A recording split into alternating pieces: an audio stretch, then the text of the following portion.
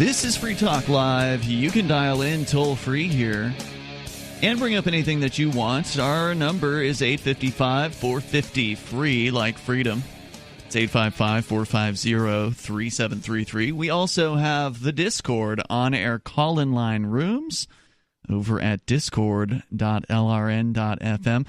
Derrick J. Freeman is back in the house, back in the LRN studios. Welcome back. Hey, Ian. It's good to be with you. Well, we were just together last weekend at the Anarchapulco, or whenever that was. 2 weekends ago now? I don't know. So it's been a while, though, since our listeners have heard you. Well, they just heard me while I was in Anarchapulco, you know. So that's true. We were just talking you guys there were on for a little bit. Yeah, we're always free talking, right? You and I. You and Steven Zeiler, who will be joining us maybe on your next appearance. He's currently in Buenos Aires. Yeah, so. He's working from there. You know, it's great being a web developer, a coder. What a great skill to have that more people are learning every day, because you've got so much more freedom.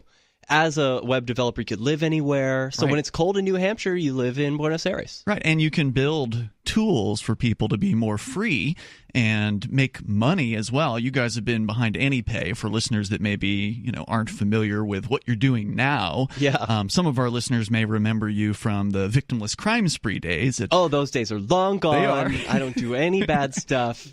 Anymore. I'm totally squeaky clean. And I'm not joking. I'm totally, I follow straight and narrow.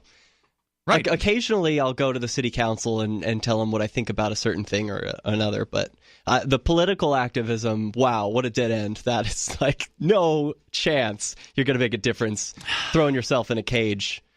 Oh, you mean the civil disobedience? Civil disobedience. It's a total mistake. And in New Hampshire, was it a mistake? Yeah. Looking back? It was horrible. It was so dumb. You regret it? No one should look. I don't regret it, but, because like all of life is you learn things. But I was thrown in jail. And right. That is a really painful experience. Sure. For anyone, they shouldn't go through that. If you're looking at that and saying like, boy, that was a cool video and I really liked that. It was a cool video. It was fun, but it was actually bad. And in the long run, I don't advise that anyone take that path. It's like some people... They don't get insurance for a thing, and then they're the mistake that you're supposed to be like, okay, gotta not do that. And I think that I'm the mistake that people need to be like, okay. Interesting. Let's do something more productive to achieve more freedom. See, I don't look back on, because I also went to jail for about the same amount of time as you did. I think we were in roughly around 60 days apiece, 58. 59. We were in jail at the same time we had an overlap. That's true. Yeah. I remember seeing you in our block. What? I couldn't talk to you because you were in like the holding cell or something, right? At the time? Yeah, but you passed me notes like a kid in detention. Which you weren't supposed to do. Yeah. But, looking back on it, I don't regret it, because at the time, that was, at least that's what we felt, was the best thing we could do. Oh, yeah. Because we didn't have cryptocurrency. I mean, it had come out, but it wasn't a part of our lives in the way that it currently is today.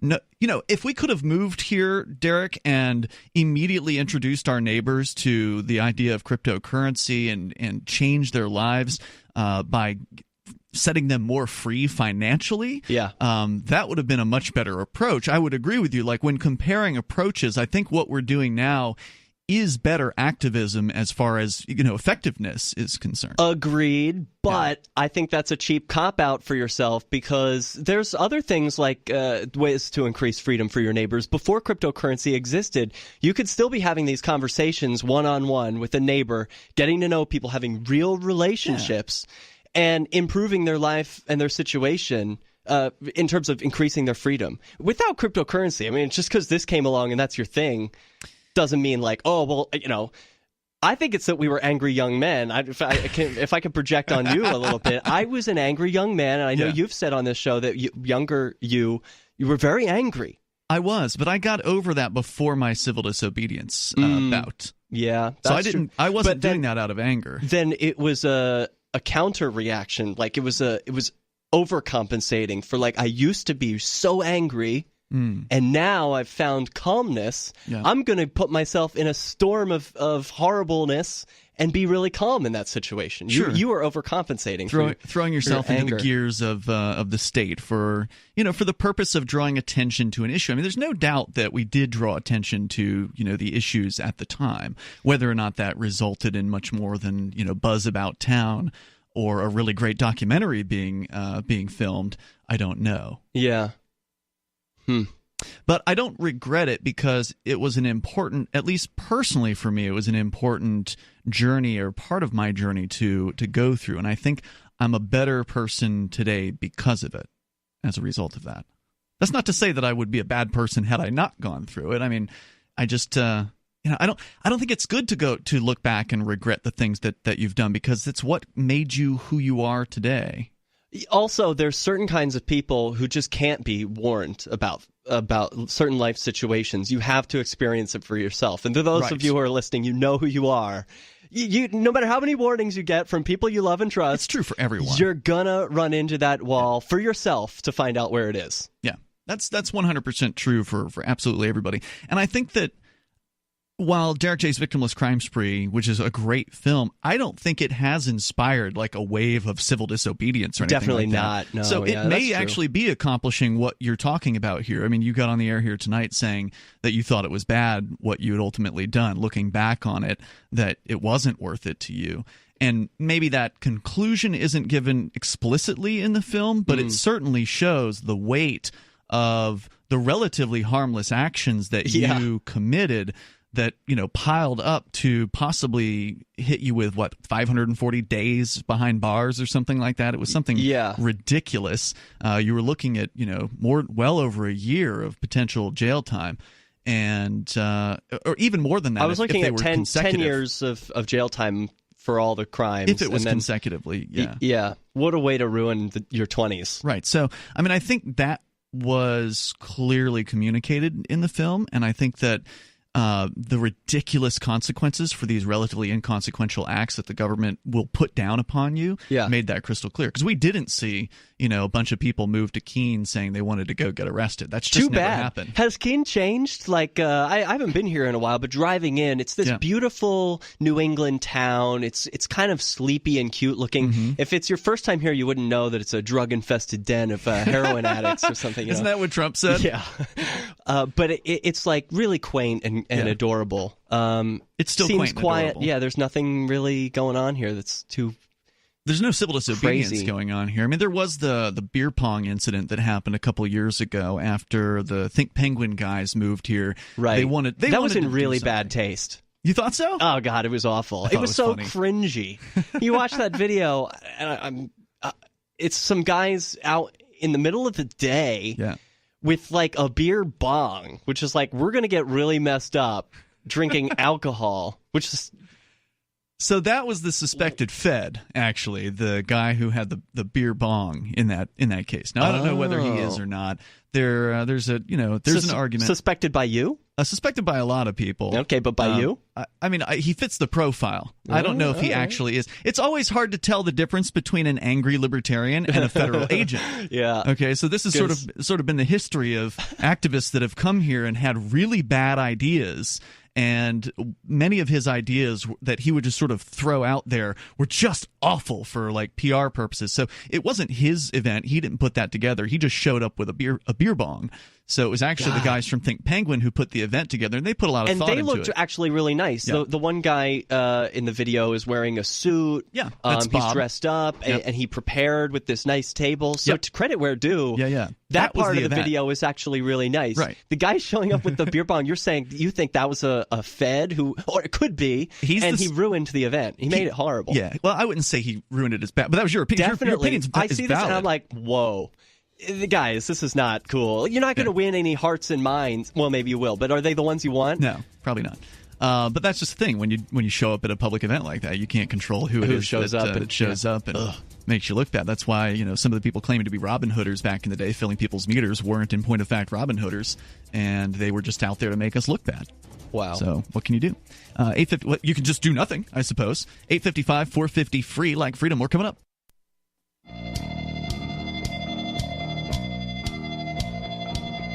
It is Free Talk Live. You can dial toll-free to join us here. Our number is 855-450-FREE. That's 855-450-3733. Also, the Discord on-air call-in line rooms are open and available to you. If you want to sound like you're sitting here in the studio with us, that is, just go to discord.lrn.fm and jump into one of those top 4 rooms there. They're called on-air call-in line. And we'll see you in there and join you, and then you'll be on the air with us. And the us in the studio tonight is Ian. And Johnson. And Derrick J. Derrick J. Freeman back on the air after, how many years has it been? 10. No. I don't think we've known each other 10 years quite yet. Almost. Wow. 2011, I think, was when you moved here, right? Or was it 2010? 2011. 2011. So, gosh, I was really only joking. I think it's been 3 years. I'll call it. Okay. Because you left after the victimless crime spree, went down to Philly for like a couple years, then you came back to Keene. I had to ride out because I moved right about the premiere of the movie, and that was in 2012, so September of 2012. Yeah. And so then you left for a couple years down to Philly. Who cares? It's been a long time. Some of our listeners dating ourselves. You're new to the show, right? Like for somebody who is just tuning in tonight, they don't know who you are. I'm totally new. Yeah, they don't need to know. Somebody who's been listening for 3 years, they might have heard you on occasion call in or something like that. Right. But you were a longtime co-host. You were on weekly, regularly. You lived in this very studio for a few years. Yeah, but I'm not going to rest on my laurels. I need to make a new name for myself. I'm on the show again. I like the name Derrick J. I'm not talking about changing. I just, the new listeners will get introduced to me as they hear me now. So, the toll-free number if you want to join us here is 855-450-FREE. You're excited about Vermin Supreme. Yeah, he's the only one to pay attention to. Now, if you're following for 2020 for the presidential election. Yeah, there are many people who are making a big deal about the 2020 election. Mm-hmm. A lot of Democrats have thrown their hats into the ring. And they're making a news story every week. There's another person in the running. But I want you to forget about all of them. Because there's no one as good or as interesting or serious as Vermin Supreme. Because serious. The man has run basically every year, and I expect him to every election cycle. And when did he start? Because he's been doing it as long as I can recall. I've seen pictures of him like from the 80s or something. I'm not saying that. My question is whether or not if he were to get into some kind of debate or some kind of, he rises in the ranks amongst the political candidates on the Democratic Party and makes it to a debate, would the Secret Service be able to stop him from glitter bombing Trump? Wow. Probably That's not. My question. Well, as close, once he starts getting close, I'll bet they just shoot him. They could search him for glitter on the way in. Yeah. So they have probable cause. Vermin Supreme, for listeners who aren't familiar, he's the guy that wears the boot on his head. That may familiarize you with him. If you've never heard of him, you've never seen the guy running for president with a boot on his head, well, look him up because he's very interesting. He has a lot of antics on video that have been particularly entertaining. You referenced the glitter bombing. That's probably one of the more infamous ones. But he's hilarious. It's basically essentially a satirical campaign that is just so much fun to watch because he just doesn't take it seriously in any way, shape, or form, even though you described him as very, very serious. I love his attitude towards the political process and the selecting of these presidents. He's run as a Republican, as I understand it, and a Democrat in the past. In 2016, he attempted to secure the Libertarian Party's nomination. And I think he did run in the Democratic primary in 2016 as well, because the primaries happen for the Republicans and Democrats before the Libertarian Party selects their candidate. So the big question, I think, for Vermin Supreme right now is, in which primary is he going to run in 2020? I don't know. Well, in 2008, it was the Republican primaries, and there was a Democrat in office at the time. Mm-hmm. And then in 2016, he ran in the Democratic primaries. I think also in 2012, he ran in Democratic primaries. Oh, okay. Yeah, so both. All right. So that doesn't give us any clues. Yeah. I think what would you think would be the best? I think whatever it is that can give him the most exposure is what he's going to do. And so it could be taking on Trump in the Republican primary. Presumably there will be fewer candidates. There's probably no one running up against Trump. Bill Weld has thrown in his hat as a Republican? As a Republican against Trump. In fact, I just heard him this morning. I just happened to wake up to the local talk radio station. He was being interviewed on the local talk show about that. Okay. For listeners who don't know, this Weld guy, I'd never heard his name before 2016. He received the Libertarian Party's vice presidential nomination. He's a former governor of Massachusetts, so which was all I needed to know to know he was a bad guy. Not quite a Republican. If you're the governor of Massachusetts, I mean, what kind of Republican is that, really? Yeah, he's kind of like a climate change, anti-gun Republican who's pro-gay marriage, basically. Yeah. So that's what I'm saying. There are no good candidates running, right. And I expect that Vermin Supreme, as he's run every campaign cycle, get ready. Your listeners need to know about him and go to the polls to go vote for him, whether it's in the primary or the general election. I think don't throw your vote away. You got to vote for Vermin Supreme. If you're going to vote in the primary, you should vote for Vermin Supreme. Yeah, right? Yeah. And so he's got a few issues. I've done it. Do you guys have any picks for worst possible candidate out of the field? All of the other ones. No, I mean worst. Worst out of the worst. I mean, obviously, I don't even know who's running, honestly, Johnson. I've heard a couple names here and there, but I couldn't recite them. I've heard Beto or Cato or something like that. Who was running for president? Some other chick. Kamala Harris. She seems to be the one that everyone wants to get behind. Bernie, I heard Bernie's running. Well, yes, of course, there's Bernie. Okay. Yeah. Then that's there's fun. Biden. He's running? I think so. No. Everyone's just talking about it like he's going to pull a sneak attack. He's been kind of talking about it, too, like he's going to sneak attack. And he's got one of the highest levels of support, unfortunately. Isn't that amazing? Elizabeth Warren. She's another masshole. Yeah. She's from Massachusetts. Yeah. So, I don't know. Who do you think is the worst? I'm not sure. Probably Biden if he were to throw his hat in the ring. Because of the war stuff? Because he's like the most... He'll do Actually, the most I just hate him because of the Rave Act. Oh, yeah, that goes way back. He's the responsible for, he wrote the Rave Act. And you are a well-known raver. Well, a former raver, at the very least. Anyway. Once a raver, always a raver. I was a raver during the time that the Rave Act came out and destroyed the rave scene. Wow. Essentially, the Rave Act was a bill that said that any loud music party could be raided by federal SWAT police because it was probably a drug event. Well, yeah. And didn't they also specify that it could then be forfeit, like the property, if they found drugs on the property? There was all sorts of ridiculousness in that. Wow. So like if you let somebody use your farmland or whatever, or your warehouse or whatever it is they're throwing the feds Rave Act. could own it if there's some... Yeah, if they bust one person with some weed or MDMA, they could just swoop in and take the whole thing. Wasn't that part of it? And that's the kind of authoritarian thing that Biden wanted to write. What a great law. I mean, like, that's really big thinking. He was also the anti-video game people guy. To do that. He was also the video game violence So guy. my thought this is... This guy's awesome. My thought is if you are him? a liberal who supports Biden, you are garbage. You are a garbage human being.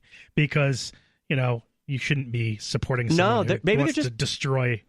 just general music. He also wants to touch your daughter. He's also really super creepy. Yeah, it's the go big, go home attitude. If you're going to be a real Democrat, you have to be for Biden. Yeah, right. All right, there's more on the way here. According to Makona512 in our Discord chat, according to a meme he just posted, Joe Biden introduced the Gun-Free School Zones Act of 1990. Many people probably heard about that one. The toll-free number here is 855-450-FREE, whether it's Vermin Supreme, and I'm sure we're going to have him back on Free Talk Live. He's been a multiple-time guest here on this show over the years. Great guy. We're on the way. You can take control of the airwaves on Free Talk Live, plus Bitcoin coming up. Bitcoin.com is delighted to announce their latest partnership with the gift card specialists at eGifter. With many of the world's leading brands on their roster, it is now easier than ever to get the gift cards of your favorite brands with Bitcoin Cash. To get started, just follow these simple steps. Visit giftcards.bitcoin.com, pick the gift card you want, follow the instructions on your screen, and make your payment using your Bitcoin Cash wallet. Sit tight and your gift card will be delivered to you as soon as it's ready. That's giftcards.bitcoin.com.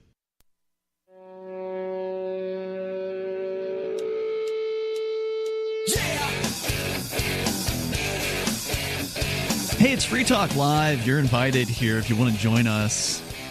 The toll-free number is 855-450-FREE, like freedom. That's 855-450-3733. We do have the Discord on-air call-in line rooms over at discord.lrn.fm. And, if you are an individual who rejects the initiation of force and agrees to abide by the ethics of the non-aggression principle, then you qualify to use liberty.menu. If you don't, well, you don't qualify, and you probably should stay off the site, because it's only for liberty-minded folks, people who want other people who care about freedom to know that they exist, that their business exists, that their event exists, that their digital content exists. These are the three of the main categories that you can find. So, for instance, Forkfest 2019 has an event entry right now over at liberty.menu. It's free to list your thing that you do or the things that you do. There's not a limit to just one thing. If you want to post business A, business B, event A, whatever it is that you do, you want libertarians, voluntarists, liberty-loving anarchists to know about it, liberty.menu is the best site. There have been a few attempts at this in the past, and they've all failed. Liberty.menu is beautiful, it's easy to use, and it's free. So get on over there, list the things that you do for free so other liberty-minded folks might bring you some new business. And if you want, you can use code FTL to get a special Free Talk Live listener badge on your profile, because there's like a bit of a social networking aspect. There's reviewing and rating and that sort of thing. So it's liberty.menu. Ian Johnson and Derrick J. Freeman are here in the studio. We were talking about your excitement behind the Vermin Supreme campaign for, well, we don't exactly know what yet. It'll probably be for president, but we're not sure under which party he's going to throw in his boot. Right. Well, exactly, yeah. Well, let me tell you more about him. So the people who have followed Vermin Supreme know that he has very consistent positions. He's not one of these flip-floppers where he believes in everyone. one thing and then another thing the next year. No. Always for free ponies for everyone. That's part of his thing. Mandatory toothbrushing is part of the law, like with a Gestapo that goes around and enforces mandatory toothbrushing every night. Make sure that you go brush your teeth. It's the law, kids. He campaigns on a platform of zombie apocalypse awareness, and no other candidate is doing this, and time travel research. Free pony for every American. So that's it. And, he's talked in the past about energy, free energy, by putting zombies on treadmills and then like dangling brains in front of their treadmill so that they keep keep it powered. So we've got that's free the energy. Kind of brain power that we need. Somebody with those brilliant ideas in the office of president. And I love bringing him up because, of course, people are going to know that these aren't like totally serious positions. You can laugh about it, but then also it's way more fun to believe in this fantasy of a guy who has ridiculous positions and talk about them as if they're real, when there are other people doing things like the Rave Act, and we could get all upset and grossed out about what these people do, but it's way more fun to be imaginative and creative, and put your vote, put your energy. If you're going to bother being into this politics thing, at least look into Vermin Supreme and have yourself a chuckle and share it with some friends. If you want to look into Vermin Supreme, there's some pretty entertaining video of him from all over the place, but there was one in particular that was somewhat recent where he sued the city of Concord. Mm-hmm. This was in his pony event. He had a pony event that he wanted to do in Concord, New Hampshire. It's the capital of New Hampshire, on the main street there. And I went out to witness this event. You were there. I was there. I got some amazing footage of Vermin Supreme brilliantly trolling the people at this event. So what was happening was Hillary Clinton was in town to do a book signing. Okay. And Vermin is also an author. He has written, I believe the book is called I, Pony. Yes. Have you seen? You've read? That's correct. No, I haven't read it, but he's written that book. That's correct. And so he actually was reading some excerpts from his book. Yes. On the sidewalk out, because again, Hillary Clinton's in town. There's this huge line that literally wrapped around 2 city blocks. Wow. Or close to it. It was a very, very long line. And so people were outside. It was cold, they're just waiting in the cold to try to get a glimpse of Hillary Clinton. Wow. And Vermin's just out there relentlessly trolling these people. It was hilarious because when he's reading this, people on the left are supposed to be socially tolerant, right? Like that's what they want you to believe, that they're open-minded, that they're cool with people and their different sexual proclivities or whatever. Oh, yeah. But yet, when Vermin Supreme began reading from his book, which does have some elements of bestiality in it. Oh, it does. Some of the women in this particular crowd were very offended. Like, they reacted as you would expect a conservative person to react. Oh, isn't that great? Yeah, it was so funny. That. Anyway, that's some of what I caught on video, so highly recommend you take a look. You know, that scene, maybe not those particular excerpts, but the story of the pony at a pony event at Hillary Clinton's book signing, it makes the new documentary that Vermin Supreme came out with. I think you can get it online. You can buy a download or something. But he just came out with a new documentary, and he did a screening at Liberty Forum recently, so I got to see this. His 2014 documentary, which you can get online, I think it's on Amazon. So if you watch Amazon Prime stuff, you know, cool. you got your movie tonight. It was Who is Vermin Supreme, and it talks a little bit about this guy and his positions and his history. And then there's the follow-up documentary, This is Vermin Supreme. Highly recommend it. If it's not out now, you know, watch your Amazon streams or wherever you watch movies. If you want a quick 10-minute dose of him, just search for Vermin Supreme Pony or Pony Protest on freekeen.com, and that video will come up, and it is pretty entertaining stuff. So if you want to join us here, the toll-free number is 855-450-FREE. That's 855-450-3733. Let's see here. Bitcoin is in the news as far as Venezuela. And, you know, what kind of effect can Bitcoin and cryptocurrency have on a situation that they're dealing with down there, which is, of course, hyperinflation. The people in Venezuela are purportedly not doing very well, although just recently we saw a contrarian report from the folks over at RT, the Russian government-funded news agency that normally does some really good reporting here in the United States. Of course, the Russian government has been taking the side of the Maduro government down in Venezuela. For those that don't know, there's this conflict in Venezuela between Nicolas Maduro, the purported president who claims to be now a second-term president, and then this opposition party, who's also socialist, by the way. That's sad. They have their leader, and their guy Juan Guaido is saying he's president. So you've got two men who are claiming to be the president of this country. Different governments around the world are siding with one side or the other, and so the news narrative for quite a while has been that it's hard to get food in Venezuela, that you have to stand in lines that are hours long just to try to get the basic table scraps from a grocery store, that the shelves at the grocery stores are empty. But then just the other day, RT posts a video of a guy ostensibly shopping at a store called, I think, Gama in Venezuela, which seemed to be well-stocked, and that there were people, shopping around. And, of course, it raises the question of, is this like one of those North Korean show stores where most of them aren't like this and it's only open to tourists or rich people?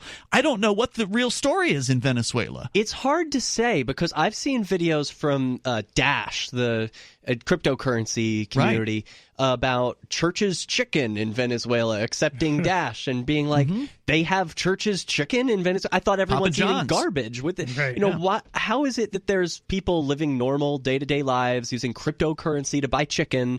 And also I'm hearing stories of like children are scrambling, fighting over trash in dumpsters. Children also ostensibly dying because they can't get access to antibiotics. You can't purportedly get the most basic of medicines there because of the economic circumstances that the government there has apparently brought on. There's also stories of people driving trucks being waylaid by motorcycle gangs, and the gangs, which are basically ostensibly just hungry people, not harming the drivers, but just taking all the food from the back of the truck. Man. So is that true? I don't know. It sounds true if these people elected another socialist. There's more coming up here in moments. 855-450-FREE, 855-450-3733. And the story that we've got here from the New York Times is written by somebody who claims to be from Venezuela. We'll tell you about it.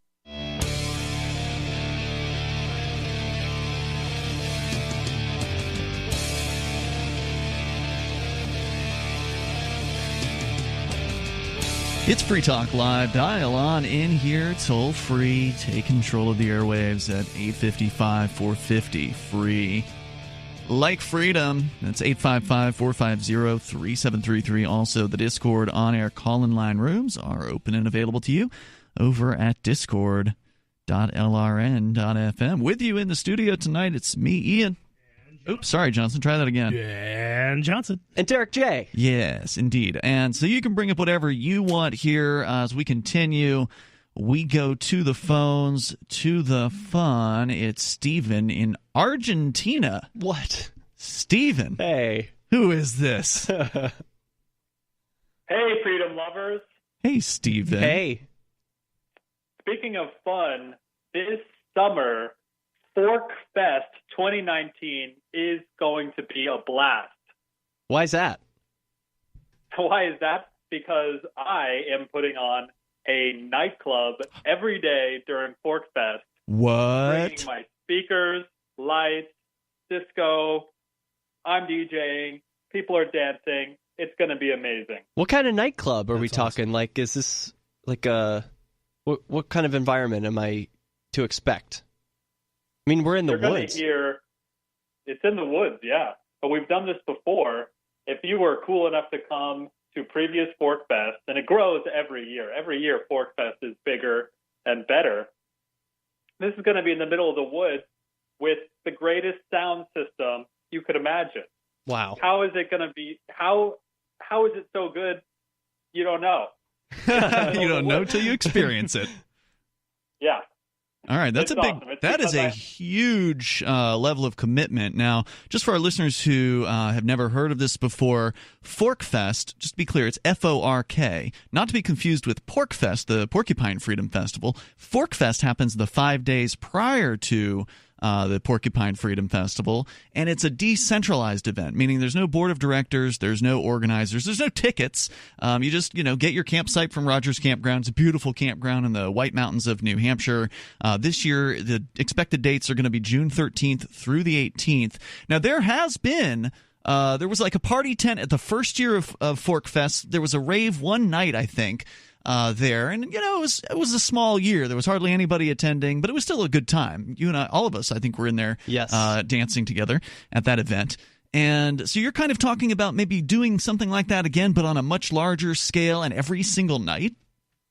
Well, it's a permanent thing. See, we had this rave one night Yeah. at Forkfest, and several people said, "Hey, we could just do this all week." And they're right, and we should. It's not going to be crazy every night. People don't want to dance the whole night every night, but I'm going to be playing amazing music. You're going to love it, and anyone who comes is going to have a wonderful time. Wow. Steven, it sounds like what you're describing is kind of a lounge. Like I could expect to come in, have a seat, relax for the evening, and listen to some really chill house beats. Is that about right? And I can hang out with my friends. That's right. And maybe dance. House beats, unique mixes of all kinds of amazing house music, soul. All right, hold on. It's I awesome. gotta know. I mean, obviously, you're putting this together, and that's the greatest thing about Forkfest is you can just create something. If there's something that you feel is missing, you can just add it to the event. If you want to create whether it's a musical event, a party zone, or speakers series, or whatever it is you want to do, poker table, you can do that. You just have to take the initiative to do it. So, I mean, I know that you are a DJ, that you've been getting your skills even better at the DJing thing. But are you going to be the sole DJ? That sounds like an exhausting task to keep this. I mean, what hours is this thing going to be open? I mean, can you give us more information here? So it's going to be open every evening. I mean, it's not super. I love playing music. This is going to be. I do this all the time. Yeah, but you don't do it 5 days in a row. I mean, you're a DJ, but you guys are throwing some parties here and there out in Portsmouth. Steven does DJ on the off nights, and he'll Is that right? Yeah, and it's a shame because it's just for himself. He records this stuff, which is great, and people can go to his SoundCloud and listen to some of the What's stuff. the SoundCloud? Steven? Search SoundCloud Capital Interest. The word capital? Capital Interest. It's a play on words. CAPITAL? Good word. Yeah. Okay. It's a pun on finance. Yeah. So you're literally going to be there every single night, spinning the record, so to speak. Yeah, it'll be chill most nights for a couple hours. I have some long sets. I have some great stuff. You can bring recommendations. We can make music, and it's going to be relaxing. And then 1 or 2 nights is going to be a big party, and you're going to have to come to find out when that is. Oh, sweet. So what you're saying is you'll have to be there during most of Forkfest, if not the whole thing, to know when the big party nights are going to be. That's right. And I like the way bring you your think. musical taste. We're gonna make music together. That's beautiful. Yeah. So bring your music, you're saying? Like bring music to mix with you? Yeah, bring a drive. Bring a thumb drive with music. Okay. All right. Great idea. Johnson knows a thing or two about this. You did some DJing for the previous party that you and I threw, Derrick J. Halloween. Yes. A long time ago. He did. You did a great job with that. Yeah. Just to throw in and play. Yeah, that was good. Bring your music, please. That'll be awesome. You got that rave music. Do you have rave pants? I don't. Well, actually, I actually have my rave pants from college that are Why do you huge. Keep them? Because they're a Happy reminder. memories, I want to frame them, and but the other thing is that I was a larger person back then, and they're huge, so I could just frame them and have them in like a poster frame now. Bring them. Bring them to Forkfest. No. You will use them. No, that would be. I will use them as a tent to sleep in. Right. Oh, too bad. Well, it's a good thing because he lost weight Right. since then. So. Yeah, but I'll bring you some new ones. There you go. All right. Well, Stephen, that is very exciting. Was there more that you wanted to share about it? That's about it. I love Forkfest. It's a fun time, and I love playing music. So come on out. Very cool. We'll look forward to it, and we'll see you there. And we'll see you back when you get here back to New Hampshire, in case people didn't know. It's Stephen from AnyPay. Steven Zeiler. Global. Yeah, Stephen Zeiler. Thanks, man. Appreciate the call. Thanks for the great news. Wow, that is Appreciate good news, because at these events, sometimes in the evening, if you're not part of a clique or something and you show up and you don't know anybody, it's kind of hard to, I mean, it's not hard, but it's socially awkward to muscle your way into a friend group or something, or people you don't know. You know what's been interesting? I mean, you did spend a little bit of time at Forkfest last year, but I think AnyPay focused most of its effort on the Porcupine Freedom Festival. Yes. So let me tell you because we were sponsors of Forkfest. Let me tell you what happened the first year and the second year. So there's only been 2 years of Forkfest so far. So this coming year is going to be the third year. The Free Talk Live LRN.FM tent kind of became the attractor during like the first couple of nights. And so people just kind of came there because there just aren't that many people. It's a new event. There really weren't that many people attending either the first 2 years, especially in the beginning couple of nights. Right. So almost everybody that was there that wanted to kind of hang out with people just kind of gravitated towards this one area. And plenty of people they didn't seem to have any problem, socializing and meeting new people. It almost served as the mixer area, sort of this unofficial, and it just happened naturally. We didn't, invite people, hey, come on over. It just, something was happening there, and people kind of came on over. And then by the time we were done recording, it was the evening, and people were just hanging out and, having whatever libations or smokings or things that they were doing there. So that's great. It's self-organized, and it was nice to see. I don't know about you. You're outgoing. You've been like practiced in meeting people. But I get social anxiety sometimes just when I'm in a place I don't know people and I don't want to go up and meet them. But it can be nice to have an environment where you could just be alone with other people and it's comfortable. And then maybe that's a great place where you can strike up a conversation and be comfortable with it. Sure. And like I said, that happened naturally. There could be somebody who wants to help facilitate people meeting one another, and they could hold like an icebreaker event or something like that on their campsite. So Paxil. What's that? Now, what is that? It's a drug for social anxiety. I don't know if that's legal, but that doesn't matter at Forkfest. Wouldn't be sold; it would be gifted. Probably still not legal. To do that. But that sounds really fun and nice. I'm glad that. But basically, I'm saying I'm glad there's something for me to do every night because I don't want to like look for the party or have to plan certain things. I just know what I'm doing now. You mean the party tent, the late rave tent, or whatever it's going to be called? Yeah. Sponsored by AnyPay, I presume. I don't know if AnyPay will necessarily have anything to do with it, but probably Capital Interest will be the main sponsor there. All right, so check out forkfest.party. That is where you can link over to an unofficial Telegram chat room. Okay. And an unofficial forum as well, because, again, everything's unofficial. So this event could be posted to this forum. Like, it's probably not been posted anywhere yet. Okay. I would recommend that. There was last year there were 2 competing calendars. for Forkfest 2018. So I don't know how many calendars there are going to be this year. And if you want to know what kind of music you might expect at this party, the SoundCloud is Capital Interest. Capital with a ITAL. Yeah. Start. We're coming up here. We got hour number 2 on the way. We've got Bitcoin to talk about and how and what effect it's having in Venezuela. 855-450 free. Do you operate a retail business and are looking for a solution for point-of-sale cryptocurrency acceptance? It's never been easier thanks to AnyPay.global. There's no paperwork or approval process to open an account. If you already have a tablet at your cash register, you're almost done. Just sign up at AnyPay.global. Drop your personal crypto wallet addresses in our setup page, and then load our app. That's it. You're accepting cryptocurrency like Bitcoin and Dash at your store. Get started now at AnyPay.global. That's AnyPay.global.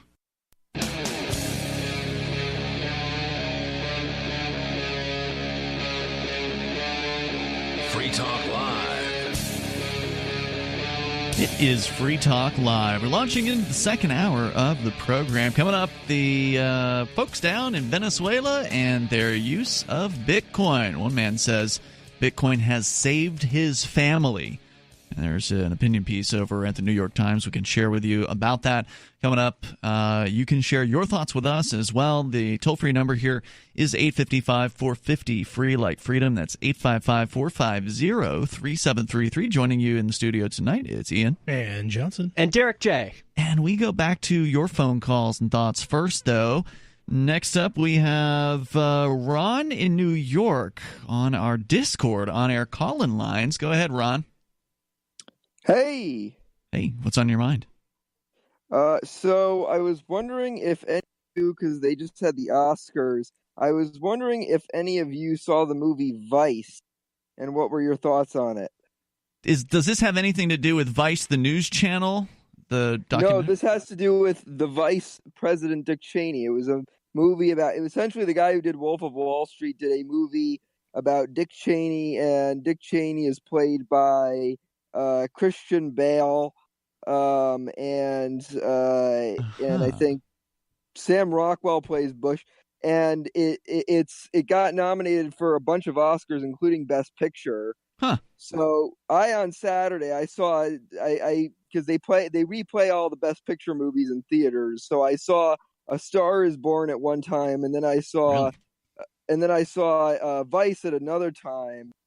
And it was interesting. For the most part, I agreed with it. But what I found interesting was they actually took a jab at the Cato Institute at one point. Okay. The Cato Institute being a relatively libertarian think tank in D.C. Yeah, because what they did was in the movie they tried to make it out like, well, they get to this one point in the movie where right after Dick Cheney becomes a congressman in Wyoming, they're talking about all this essentially in the 1980s when Reagan becomes president. There's this whole rise of conservatism, and they say, because obviously Adam McKay is a liberal Bernie-crat director, so he makes it out like, Republicans hate, or the Republicans love the 1% and everything. And so what he does is he takes jabs at all these different like people who he perceives to be helping the 1%, and he goes after all these interest groups, and he goes after the Koch brothers, and then he goes after the Cato Institute, which I found interesting. Because the lefties aren't in the 1%, right? All the politicians that are super rich and George Soros, there's no lefties that are the 1%. Yeah, I know. And I'm pretty sure Adam McKay is a millionaire since he's a movie director who's... Well, a millionaire is not going to get you into the 1%. You got to be much more than a millionaire. Why did it bother you so much that they took a jab at Cato? Why does that bother you? It didn't really bother me. I mean, You're talking about it now. You're calling a radio show about it. It affected you. Well, no, I was just interested by it. But why? Why? I don't know. I mean, there were just some things that I found interesting. I wasn't sure if you guys had seen the movie and if you had any thoughts on it. No, I try to not pay any attention to politicians, and I certainly don't want to watch movies about them. Yeah, but I did agree with a lot of the anti-war messages. Although, to be clear, I would watch Vermin Supreme's movie, just to be clear. Definitely, yes. Yeah.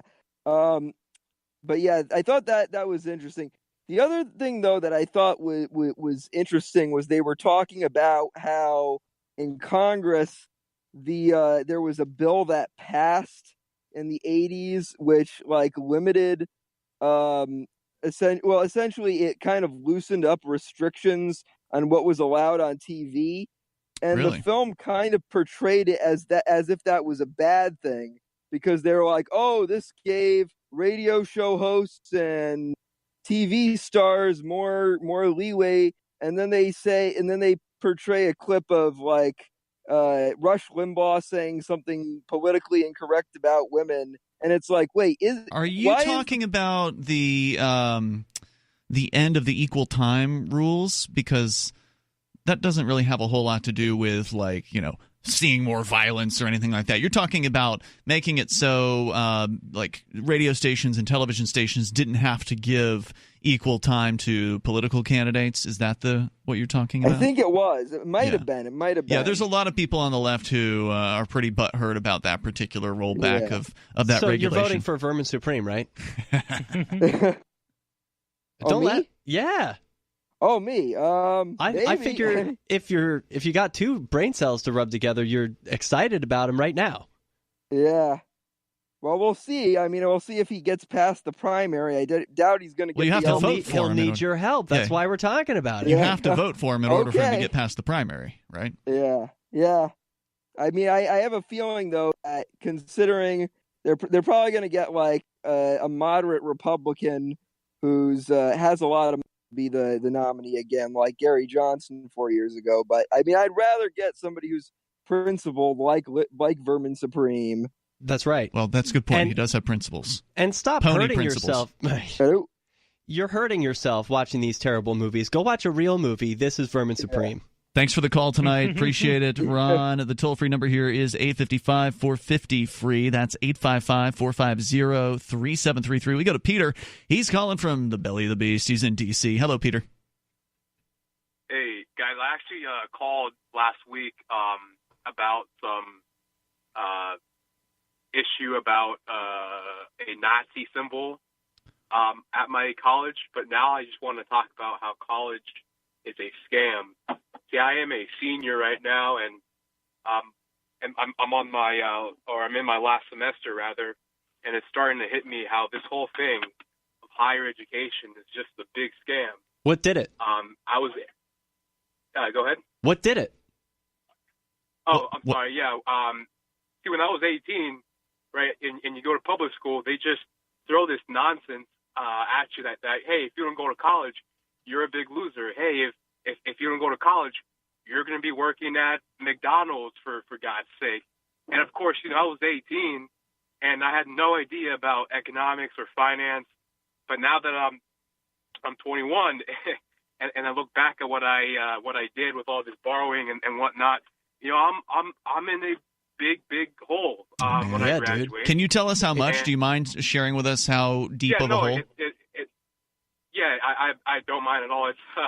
It's over $50,000. I go to a private school. Jeez, that's most of a house. The problem is that, yeah, exactly. The problem is, look, I'm graduating in May with a degree in economics, but there's thousands of people that graduate with a degree in economics, and you know, how am I going to find a job? Me being at school for 3+ years has taken away all the valuable skills that I could have learned on the job. I've been learning a bunch of nonsense. Of course, I'm sure you guys know that they teach us Keynesian nonsense at these universities. It does no good. I literally wasted my time getting brainwashed while I could have been out there in the real world getting skills. And, it's frustrating. And you know, it just came to me that, hey, you know, I agree that education is important, but I mean, that's why they have libraries. If you want to get educated, that's why they have the internet. It sounds like you're going to cry, man. And I wouldn't blame you. Sounds like you woke up to you got serious debt, serious problems, wasting your life. And what turned? Like, it sounds like for a few years you believed the lies. When did they stop? When did you stop believing them? It sounds like this is a recent thing for you. Well, I'm just going on a rant because I'm about to graduate. But when I got into Austrian economics and libertarianism, that's when everything just clicked to me. And when was that in your college, career? At what point did you discover that, and how did that happen? I was a sophomore, and it actually happened with a professor of mine who was teaching international relations, and I'll always remember the first thing he did was gave us the definition of a Keynesian and an Austrian. Then he put on this really popular video. It's the Hayek and Keynes rap video. Yeah, that is a funny video. Hang on, if you would. Yeah. I think Derrick looks like he's got some more questions, or at least something else to say about this. So stand by. We'll hear more of your story in moments if you can, Peter. In D.C., he's in college down there, $50,000 in debt, and now he's figured out that maybe it wasn't the best choice. More on the way here. You can share your thoughts, your experience. 855-450, free like freedom. This is Free Talk Live. It's Free Talk Live. Dial in, toll free, bring up anything you want. Our number here is 855-450 free. That's 855-450-3733. We also have the Discord on-air call-in line rooms. You'll sound almost like you're sitting here in the studio with us if you call us on Discord at discord.lrn.fm. Just head over there. And that is also a way for you to interact with other Free Talk Live listeners. Derrick J's hanging out in the Discord chat. I'm in there pretty much all the time. Johnson is in there. He's not called Johnson, though. He's Tempest and Furnace. They're in the Discord. So check it out. It's there 24/7, by the way, so you can interact with liberty-loving folks and some not-so-liberty-loving folks, because anybody can join the Discord. We don't kick out the Fash Bash guy. He's in there as a regular participant. What's a Fash Bash guy? It's in his name. I don't know what his actual name is, but yeah, it's usually something Fash Bash or Fash Bash this and that. So yeah, nice, some interesting characters nice in there. Check it out over at discord.lrn.fm. And if you're interested in cryptocurrency, and we will hopefully get into Bitcoin coming up here in just a moment, and you want to learn the basics, Bitcoin.com's got them. They've got a great Bitcoin Academy that you can go through and learn about Bitcoin and cryptocurrency. You can also learn how to choose a Bitcoin wallet, buy some Bitcoin, and even learn where you can spend your Bitcoin. Plus, read the latest news headlines or engage with the community on the Bitcoin forum. Just go to Bitcoin.com. That's easy to remember. Bitcoin.com. As we go back to Peter in D.C., he's in college. He's 21 years old, has had the unfortunate realization that maybe it wasn't worth it after all, the $50,000 in debt to acquire an economics degree. You're about finished with college, and you're just kind of calling, it seems, to express your frustration, to maybe throw out a warning to younger listeners that might be hearing this, that maybe they shouldn't necessarily go down this prescribed path that it seems like everyone tries to push young people into. Yeah, exactly, and that's why I hope to target. I hope to target the kids in high school, or perhaps some parents that have kids that are maybe considering college. In fact, the greatest thing I've ever did was apply to this program at the Mises Institute called Mises University, completely free. All you have to do is pay for your transportation, and I tell you, I learned more about economics in one week than I did in 4 years. And the reality is that it's at the heart of this issue, it's the government's fault. They give these kids free loans. These kids, and I would know because I was one of them, they have no idea what they're getting into. They think that, hey, I graduated from college, I'm going to be getting paid $200,000 by the time I'm 30 years old. Complete nonsense. You're going to be owing $200,000.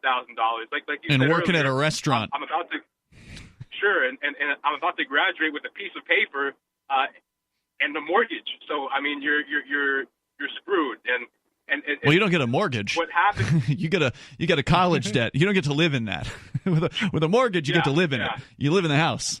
Yeah, that's true. Why didn't you take action sooner, Peter? It drives me nuts to hear your story, and I feel bad for you because it sounds like you're in a really bad situation. You've got a ton of debt and almost no way to pay for it. You can't waive it. Can't go bankrupt from it. And I feel your fear. So why didn't you listen to the sophomore you? It's just like, my parents don't really share my philosophy of libertarianism. So they wouldn't let you leave? Exactly, yeah. But wait, they're not paying for it. Hold on. It's one thing if your parents are paying for college and they're like, we think it's really important that you go to college. We're going to pay for it. It sounds to me like they're not paying a dime. No, essentially they're not. So you just don't want to disappoint them? Is that the idea? You just don't want mom and dad to be upset? Yeah, they would be disappointed in me and probably, I'm assuming, probably kick me out. Dude, if Peter, I ever decided to drop out.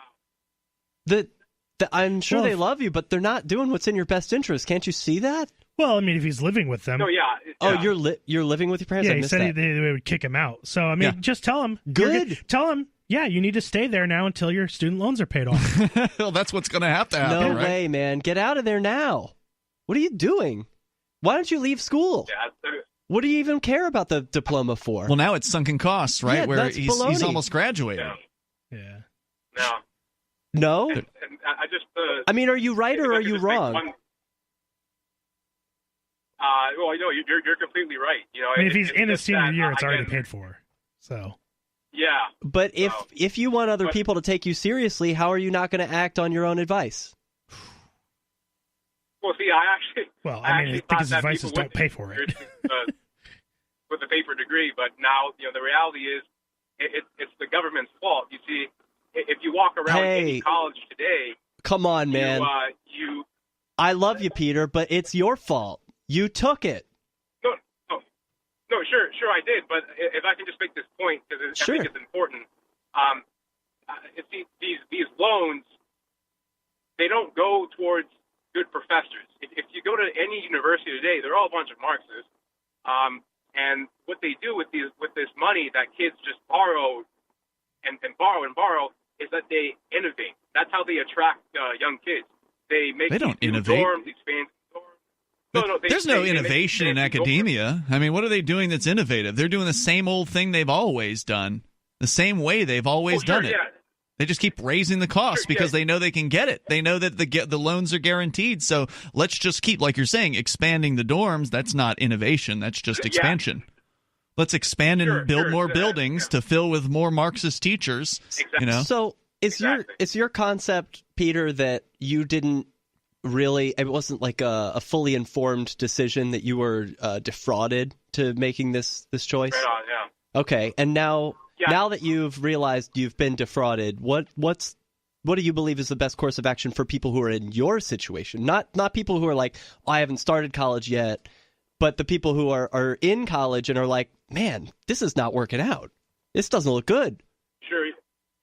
Yeah, I think what's gonna happen is that, and I'm actually, I'll admit that my loans are by the government, from the government, and I think what's gonna happen with like a lot of young people and the upcoming election in 2020 is that the young people, they're going to want to vote for a flat out socialist, Marxist, whatever you want to call that person, but the individual who will bail out these student loans. Democratic socialist. So right now, we're going to get free education for all the youths. Well, the good news is you don't have to worry about young people voting, so that's probably not going to happen. Yeah. In any significant number. I hear what Peter's saying. It sounds like when these young people become older people, this is exactly what they're going to do. Yeah, so they're going to vote themselves right off the debt, let someone else pay for it, and that's bad. It's not sustainable. And I don't agree with that, but boy, if I can take advantage of the government's stupid action, if that scenario were to come through, then I'd be all for it. But and again, my other option that I was actually thinking of doing was just getting the hell out of the U.S. and perhaps getting a banking job in Singapore or Hong Kong, where there's actually free market capitalism over there, and just this place. Can you do that? Can you go to Hong Kong and just get a job as a non-Hong Kongian? You do anything you want. Well, there's certain rules about immigration in a lot of places. Sure, yeah. All you have to do is, I think it's maybe a couple hundred to surrender your U.S. citizenship. Wow! You want to go all the way. That's an interesting plan. Yeah, and that's Peter, cool. keep us in the loop with how that develops. I'm sure other people will appreciate hearing your story. And thanks for sharing your thoughts with us here tonight. It's a situation that a lot of people are up against with these college loans. We're coming up. LRN.FM now has a Discord. Discord is a free text and voice chat platform, and we now have our own server with a bunch of channels at discord.lrn.fm. You can join other listeners as they chat about various things during our live shows or anytime, day or night. Discord software is available cross-platform, so you can have it on whatever device you want and take your chats anywhere. Join our Discord at discord.lrn.fm. That's discord.lrn.fm. It's Free Talk Live. Dial in, toll free, bring up whatever's on your mind. Our number here, 855-450-FREE, like freedom. That's 855-450-3733. With you in the studio tonight, it's Ian. And Johnson. Derrick J. We'll talk about Bitcoin and how, according to one man in Venezuela, it has saved his family. That is a big claim to make, and we'll let him back it up coming up here in moments.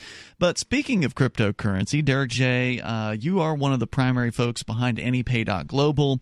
We've been very excited about AnyPay since before AnyPay became a sponsor. We've sort of partnered with AnyPay here, and yeah. But we were excited. That's why we partnered with AnyPay, because we're excited about it. And but that's not all that you're doing. AnyPay is now reaching out in sort of a different method through a new website. Are we talking about helpmetakebitcoin.com? Yeah. Yeah, so I had made this week, because I'm like you. I love to use cryptocurrency. And even before there was Dash and all these other cryptocurrencies, I was setting up businesses with BitPay. Way back in the day, here in Keene. So that they could take Bitcoin, because I think it's great, and it increases freedom for everybody. For the business owner, they get more customers. For the people who love to spend cryptocurrency, they get more privacy. It's a lot of empowerment all around. So it's a lot of wins. I just had Indian food today that I bought with Dash, thanks to AnyPay. Did you get some Dash back? Of course I did, 10% nice. back. That's a good feature. So yeah, we made an alternative to BitPay because Bitcoin wasn't really working. So we made AnyPay does mostly Dash. It's another cryptocurrency, and people seem to like it. But people want... And several others. Yeah, we do like 8 different ones. But people want their favorite business to take crypto. They just don't have the tools to do it. And it's awkward because there's no big... like if with a company, they send agents around, and they put suits on them and go around and say, here, you're going to buy this product, and they're salesy about it. But with Bitcoin and cryptocurrencies, it's sort of like a ground up movement, so it's about you talking to your favorite business owner and telling them and having a relationship about it. But it's hard. We don't know how to do it. We're not salespeople. So I made this website, helpmetakebitcoin.com, so that people can send their business to that and just say, look, these guys will help you do it. And in 5 minutes, you'll be set up. It's got the instructions. You've timed it. Step 1, download a Bitcoin wallet. Yep. Step 2, download the AnyPay app. Step 3, link your wallet to the Bitcoin app. Step 4, take a payment. It's done. Boom. It's really fast and easy. And now we've got the apps in the App Store, so it's all available for your favorite business to start taking crypto in 5 minutes. Yep, so and I'm also really excited that in the website, again, helpmetakebitcoin.com. Yeah, they'll help you take Bitcoin. I'm also excited that I don't know if I can break this news, but I'm going to, because I haven't been told I can't. What? Edge Wallet is going to be a new sponsor here on Free Talk Live. They're great. It's my favorite. That's who I recommend on the website. Yeah. And it stinks because I would like to be able to recommend Bitcoin.com, but Edge is a better wallet. Edge is awesome. I hate that that's true because I love Bitcoin.com. Edge earned it. I mean, they were there with a great Bitcoin wallet back in the day. It was called Airbits. Remember when you and I used to use Airbits? That was always the one I recommended to people. And then they came out with Edge, and they went into the world of multi-crypto, and they've made a very easy-to-use multi-crypto wallet that even has Monero, which is a pretty hard-to-find one as far as mobile wallets are concerned. It's got several different options for cryptos, tokens, Ethereum, Bitcoin, Cash, Dash, and so combining that as your receiving wallet, that's what I recommend to all the business owners in town. Set up the Edge wallet, set up AnyPay, you're done. It's so got the right experience, too. I was down in Anarchapulco, and I helped set up the bar there at the hotel to take Bitcoin and other cryptocurrencies. And the manager was like, hey, come show me this Bitcoin thing. I want to know what this is about. So we set him up with a wallet. Bitcoin.com was one of the sponsors. So we had him download the Bitcoin.com wallet. He, it wasn't working. It wasn't scanning properly. There was some bug, and they know about it. They're going to fix it. But because it was broken, he went and deleted the app. Now, we had already sent him $10. That money's just deleted. It's gone. But he didn't write the backup phrase down. Well, we're just standing there at the bar. So that's not the experience that people are used to with an app. You should be able to delete it and then get it back, and it's fine. With Edge, right. It would be fine. He would be fine because it works like an app you would expect. Right. There's this paradigm shift with cryptocurrency where you have to take personal responsibility for it, and most people aren't ready for that. Nope. And they learn the hard way. So Edge Wallet takes a little bit of that personal responsibility away. You are still responsible for remembering your username and password. If you forget either one of those, Edge cannot recover it for you, and that's because all the keys to your wallet are in your control. Yeah. It's just they make it more accessible because username and password are what people are used to rather than some obtuse 18 or 24-word backup phrase that has to be written down and stored in a safe. Still, I would recommend to a new user to store their username and password for Edge somewhere safe, beyond their mind, because sometimes people are just so absent-minded. They're so busy, especially local business owners. Happens I can't tell you how many times they just forget their password. And if there's no recovery, people rely on password recovery. They might do it every time they sign in. Yeah. They just, I'll just reset my password. Yeah. It's amazingly horrible. Yeah. But that guy's experience was so bad, when he deleted the money, he was like, nah, I'm done with this Bitcoin thing. Oh, man. Is that awful? So if it had just been a different app, if it had just been Edge, then he would have been able to sign in and still have his money. Yeah. So I'm excited about that. Edge.app is their website. So it's a great combo with helpmetakebitcoin.com. Yeah. And you said you just launched this. It's brand new. Probably going to get tweaked a little bit, but it looks great. Yeah, I just made it this week because I'm like, there's so many people out there who want to use Bitcoin, and they don't have a tool. Know where to start. Yeah, well, it's the users who are going to make it happen. The businesses aren't going to go and do this on their own. You have to talk to your favorite business and tell them you want them to take Bitcoin, and they're going to say, how do I do that? No, they're going to be like, I'll think about it, because you're going to be the only one asking. That's the problem here, Derrick J. We live in a place that we've got a group of good cryptocurrency users. This is the reason why. When I did the interview with Forbes magazine that was published recently, that promoted AnyPay, and it was all about using crypto in real life and people who are doing that, I said it's not a coincidence. It's not a random happening that New Hampshire is the crypto mecca, or Venezuela also very, very popular for cryptocurrency. In Venezuela's case, it's because people are desperate for an option that's better than the money that they have. I don't know what's really going on in Venezuela. I don't know if it's really a cryptocurrency revolution there. I'm skeptical because of the way that people think and act. We interviewed a gentleman who is with Dash and had gone down Rodrigo? there. Yeah. Yeah, well, I'm skeptical of him. Okay. I don't believe it. I saw the Dash documentary he produced, and I don't think it's really I don't think it's happening. You think they're blowing it out of proportion? That it's it looks really good for Dash to claim that there's a ton of businesses taking cryptocurrency there, but is it really happening? We don't know. Yeah. I don't think it is. Well, we know it's happening in New Hampshire. We can't prove it. We know that. We know it's happening because there's map.anypay.global. You could see that there are places taking payments. We can talk about that now? Why not? Okay. It's working. Everything's okay. Yeah. So can you tell what map.anypay.global is? Yeah, so everyone's got this map. If you've been in cryptocurrency at Coin all, map. You're looking for places where you can spend your Bitcoin. Dash has a map? Yeah, everyone's got a map, and none of them are good because you don't know. As soon as a place is added to the map, terribly out of date. As soon as a place is added to a map, you know it's stale. You go back to that location, you go to any place on CoinMap or the other ones, and you go and you say, oh, well, yeah, I'd like to pay with Bitcoin, please. You're going to get a blank stare right in your face. It's so and then sad. They're going to send you packing because they don't take cryptocurrency. And you have no way of knowing whether they do or not, except now at map.anypay.global, you can go and see that a business in your town took cryptocurrency this month. This week, or they haven't taken a payment in over 90 days. Yeah. There's a pretty good chance they're not going to know what they're doing. But maybe you need to go there and help them out. That would be a great place to go visit. Hey, here's an idea, crypto people. Spend your crypto in real life if you can. Yeah. Well, you said it's do special in New Hampshire. I'm speculating that because of helpmetakebitcoin.com and our efforts, we're going to train people on the skills they need to make their town like Keene and Portsmouth, New Hampshire. I hope so. They can do it. The benefit to the business owner is more customers. Every business wants more customers. So you tell them, look, you're going to get more customers if you take cryptocurrency.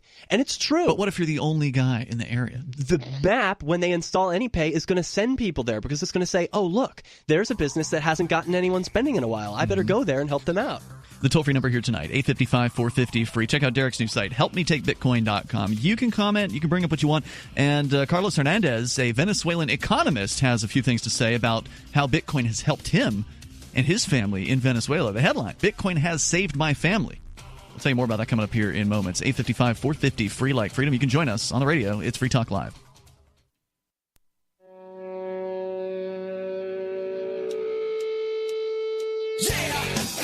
It is Free Talk Live, and yes, you can call in toll-free and bring up whatever is on your mind. We got Bitcoin on the way here, about one man saying it has saved his family in Venezuela. With you in the studio tonight, it's Ian. And Johnson. Derrick J. But first, we're going to go back to the phones and back to the fun. The toll-free number here is 855-450-FREE. That's 855-450-3733. Also, you can jump in on our Discord on-air call-in line rooms. If you want to sound great, if you want to sound almost like you're sitting here in the studio, that's how you will sound if you're on Discord. Over at discord.lrn.fm. And by the way, thank you to JP. He's a Free Talk Live amplifier, a longtime supporter of Free Talk Live. This is one of the newer things that we've been doing here in the last half a year, Derrick. I love it. I've heard it. Shouting out to the amplifiers. Way to go, JP, man. Keeping it alive. Yeah, and long time, too. So go to amp.freetalklive.com. It's $5 a month. That's all we're asking you for, and it's a way for us to advertise, market, and promote Free Talk Live. So what we do is we reach out to radio stations. We, pitch the show to those stations. We do advertising within the radio industry. So in certain industry publications, email, newsletters, things like that, there's advertisements for Free Talk Live. To make program directors aware that we exist. And we happen to also be the longest running show in our time slot now at this point. We've literally outlasted all of the competition in the nighttime 7 to 10 Eastern time slot. So we've got the benefit now of having been there forever. Wow. So we're not the new kids on the block anymore. So that actually makes your AMP dollars more effective. Because back in the early days, we were trying to pitch a show that barely had any stations, and it's hard. Like, if you don't have enough, you don't have a bunch of stations, it's kind of a monkey see, monkey do business. The stations don't want to come on unless other stations have come on. Well, now we got 196 of them. So wow. As of today. So welcome aboard to our new stations, KABQ. New listeners there, and they're now airing the show live in Albuquerque. And so you can help us get on more radio stations. Join the AMP program like JP over at amp.freetalklive.com. It's ampamp.freetalklive.com. And yes, you can use credit card. You can use Bitcoin, BTC, as well as PayPal to join the AMP program and get some cool perks and some bennies because you are an amplifier. So go to amp.freetalklive.com. As we go to the phones here to Robert in Los Angeles, listening via the TuneIn app. Go ahead, Robert. Hello? Robert in Los Angeles. Going once. Do we have Robert in Los Angeles going twice? All right. Well, maybe there's something wrong with his phone line. We're going to put him back on hold. We'll give our board up a chance to maybe check in with him here in a little bit. Maybe he went into a bad cell. Oh, nope. He just dropped off the line. Well, feel free to call back. The toll-free number here is 855-450-FREE. Let's jump into the story here that we've been teasing for 2 hours. Carlos Hernandez, a Venezuelan economist, writing an opinion piece at the New York Times based out of Ciudad Guyana in Venezuela. He writes, on Tuesday, I went shopping for milk. With the chronic food shortages in Venezuela, that errand is already very complicated. But there's an extra layer of difficulty for me. I don't own bolivars, Venezuela's official currency. Why not? I keep all of my money in Bitcoin. Keeping it in bolivar would be financial suicide. The last time I checked, the rate of daily inflation was around 3.5%. That's daily inflation. The annual inflation rate for 2018 was almost, take a guess. A million. 1.7 million percent. Wow. 1 million percent. 1.7 million. What was the daily? 3.5%. Okay. Says, I don't have a bank account abroad, and with Venezuela's currency controls, there's no easy way for me to use a conventional foreign currency like American dollars. Things just keep getting crazier here. Venezuela now has 2 presidents. One of them, Nicolas Maduro, wants to take on the British billionaire Richard Branson in a competition of charity concerts, while we Venezuelans are going hungry. Wait, what? This was recent. Branson went and threw a concert to... The Virgin guy? Yeah, that guy. Okay. Yeah, he went and threw a concert, I think, just over the border in Colombia. I don't think that he himself is actually a virgin. No, Probably you know not what I'm at this saying. point, yeah. From the company. And so he threw a concert in... I think it was in Colombia, right across the border from Venezuela. What was the point of that? To make people happy or something, raise money for charity. I'm not real clear on what it was. Weird. While we Venezuelans are going hungry, there have been violent standoffs over humanitarian aid piling up at the borders of Colombia and Brazil. And before I can buy milk, I need to convert bitcoins into bolivar. He says, actually, that part's easier than you might think. I go through the listings on localbitcoins.com. The exchange that most Venezuelans seem to use, looking for offers to buy my bitcoins from people who use the same bank that I do. That way, the wire transfer can go through immediately. Once I accept the offer, the bitcoins are deducted from my wallet and are held in escrow by the site. I send my banking information to the buyer and wait. After the buyer sends me his bolivars via wire transfer, I release the bitcoins from escrow, and they are transferred to the buyer's Bitcoin wallet. We give each other a positive score, and that's it. The whole process takes about 10 minutes. Turns out, I'm not the only Venezuelan using cryptocurrencies. The local market for bitcoins broke a record on April 17th, reaching $1 million worth on that day alone, according to Bloomberg. Venezuela has been ranking second worldwide in volume of activity on localbitcoins.com. Right. Now, this is interesting because you were skeptical, Derrick J., earlier of a lot of the Dash claims. There's people over there that are purportedly pushing Dash, and there's a lot of businesses that are allegedly accepting it. They claim, I think, as many as 3,000 businesses across all of Venezuela, at least 1,000 in Caracas alone. Yeah. And that's the claim. So these are real numbers that we can at least look at here. That is happening. Yeah. We know that's happening because it's on localbitcoins.com. So these transactions, you can confirm this is going on. And it makes total sense that people are trading bolivars for Bitcoin with each other. Right. The next step is to use it at a business. Exactly. And like instead of transacting and wasting, I mean, he says it's only 10 minutes, but you still have to spend a part of your day, not holding the money that you want. He could just keep it as Bitcoin and give it to the business. By the way, I've never heard of a wire transfer taking 10 minutes, but maybe because it's at the same bank, it's like a local wire. Because normally, like in the U.S., if you do a wire transfer, you're waiting all day long. Yeah, but wouldn't the wouldn't transaction fee, if he was taking Bitcoin and giving it directly to the business, be like millions of bolivar in the transaction fee? For cryptocurrency? I would suggest maybe not using Bitcoin for I see. It's not such a big deal. The transaction volume is low enough. The fees are like a few cents. You can use the fees are back to a few cents on Bitcoin. Yeah. Without Lightning Network? No, I think you're still looking at maybe like 20 cents or something like that for a It depends on the wallet you use. Bitcoin.com is going to punish you if you use BTC. Right. But any regular wallet will allow you to send Bitcoin for 1 cent if you choose.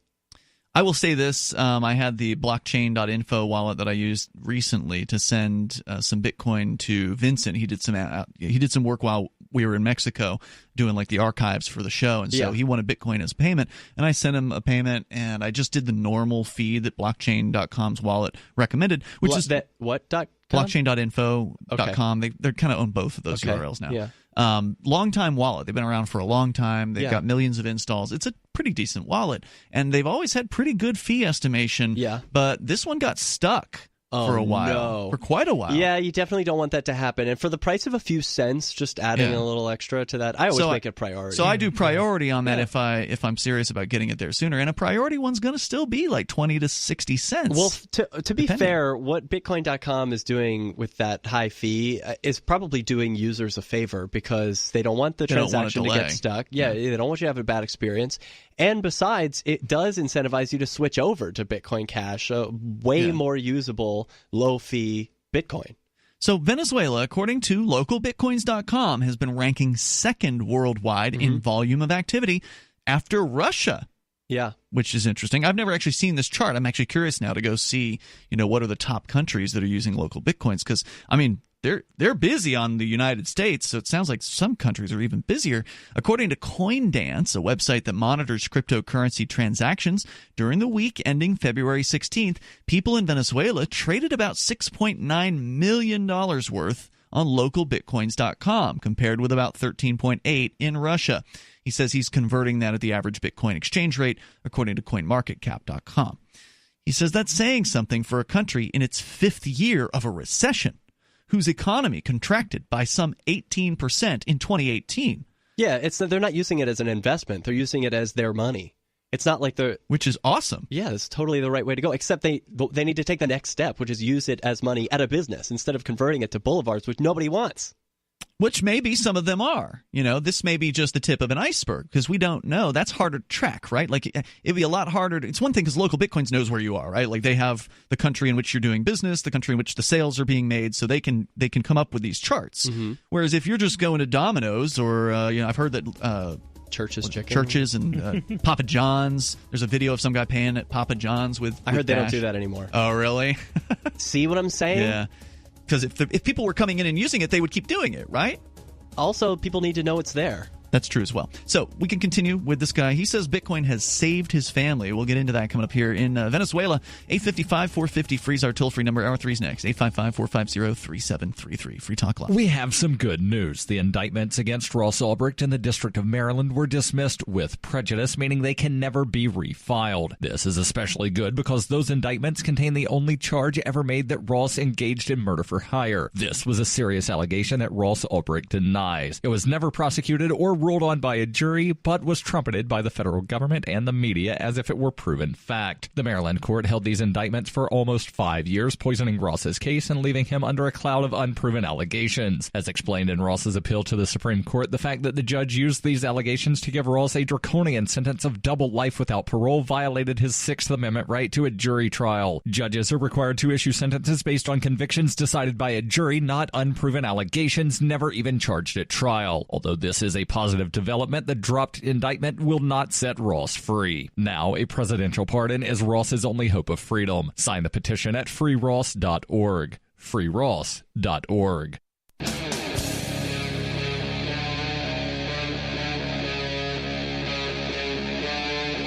Free Talk Live. Hey, it's Free Talk Live. Launching into the third hour here. We got time for you. If you want to join us, the toll-free number is 855-450-FREE. That's 855-450-3733. We haven't done a crypto-heavy show in a while, and Derrick J is here tonight from anypay.global and the brand new website, helpmetakebitcoin.com. Yeah, we'll help you take other stuff, too. Yeah, like what? Well, we were just talking about Zencash. That's one of the ones that's offered that's by Horizon. Anybody. Yeah, Horizon. Yeah. XRP is one that works. Ripple. Ripple. Yeah, some people want to use that as a means of transaction in the real world. I still haven't had money. anybody pay me in Ripple Bitcoin despite Cash? accepting it. Really? For what? What do you sell? T-shirts. Okay. LibertyMinded.com. Plug the web. Yeah, we haven't talked about that in a while either. LibertyMinded.com. I sell, Liberty themed T-shirts. Also Liberty Minded? Yeah, Liberty Minded. Also official Free Talk Live gear. Right. So cool. hoodies there. And you'll take XRP? Yes, I will. Cool. I'll send you take like a couple dozen, right? Like a couple dozen different cryptos. Yeah, I take a lot. Yeah, a lot of different cryptos. Yep. Liberty Minded new shirts. What's got anything fresh? I haven't really. I've been kind of busy, and I just haven't been. I need to. There's a lot up there already, though. I mean, there's a large I've got variety. quite a few. My biggest hurdle right now, and my hurdle in general in business is I'm not doing a whole lot of marketing, so or advertising. So I kind of need to figure that out in life. So, that's where I'm at. Well, the shirts are there. People can buy them over at libertyminded.com, and you will fulfill the orders, and it'll be great. Yeah, and you'll attract more liberty-minded people to you because you'll be wearing things that say... People will say, where'd you get that? Liberty. Where'd you get that? Well, not only that, not only attract them to you and your website, Johnson, but the people listening will attract more Liberty people to themselves by wearing the merch. Right. That's true. That's good. So we're talking about Bitcoin. We're talking about its usage in Venezuela, one of the places in the world where, according to localbitcoins.com, and this article over at New York Times by a Venezuelan economist who uses Bitcoin, he says that, according to local Bitcoins, Venezuela is number 2 in the world for volume of transactions on local Bitcoins, which is a site on which you, if you want to buy Bitcoins, can buy Bitcoins from other individuals, or if you want to sell your Bitcoins to another individual, you can do that. It connects people together, basically, who want to buy and sell. It's pretty cool. I've used it countless times, and it's a totally great website. I just can't get over that they're not spending it at the store. Well, let's see. If so many people are transacting it with each other to get this money that they don't want, why do that? Probably the store owner is on local Bitcoins too. Why wouldn't he take your Bitcoin? Well, let's continue with the story here. Okay. He says that I can't change too many Bitcoins at once, though. The government doesn't monitor cryptocurrency transactions yet, but it does monitor transactions in Bolivar. And any worth about $50 or more, they'll automatically freeze your account until you can explain to your bank where the funds came from. Oh my God, wow. $50. Yeah. Right, structuring, clearly. Yeah, like here in the United States, if you do a $10,000 cash deposit, they'll file what's called a cash transaction report on you. But even that doesn't require an explanation to any government agencies. That's pretty intrusive. That's pretty outrageous government involvement in banking. Still, he says, you could say that cryptocurrencies have saved our family. I now cover our household's expenses on my own. My father is a government employee in a printing department with no paper and earns about $6 a month. What does he print on then? Nothing, apparently. It's a government agency. He just gets paid anyway. Yeah. My mother is he pretends to work and they pretend to pay him. Right. My mother's a stay-at-home mom with no income, and cryptocurrencies helped my brother, Juan, who's 28, escape Venezuela last summer. For years, Juan tried to make it as a lawyer here, but in times of hyperinflation, everyone is constantly getting poorer, including his clients.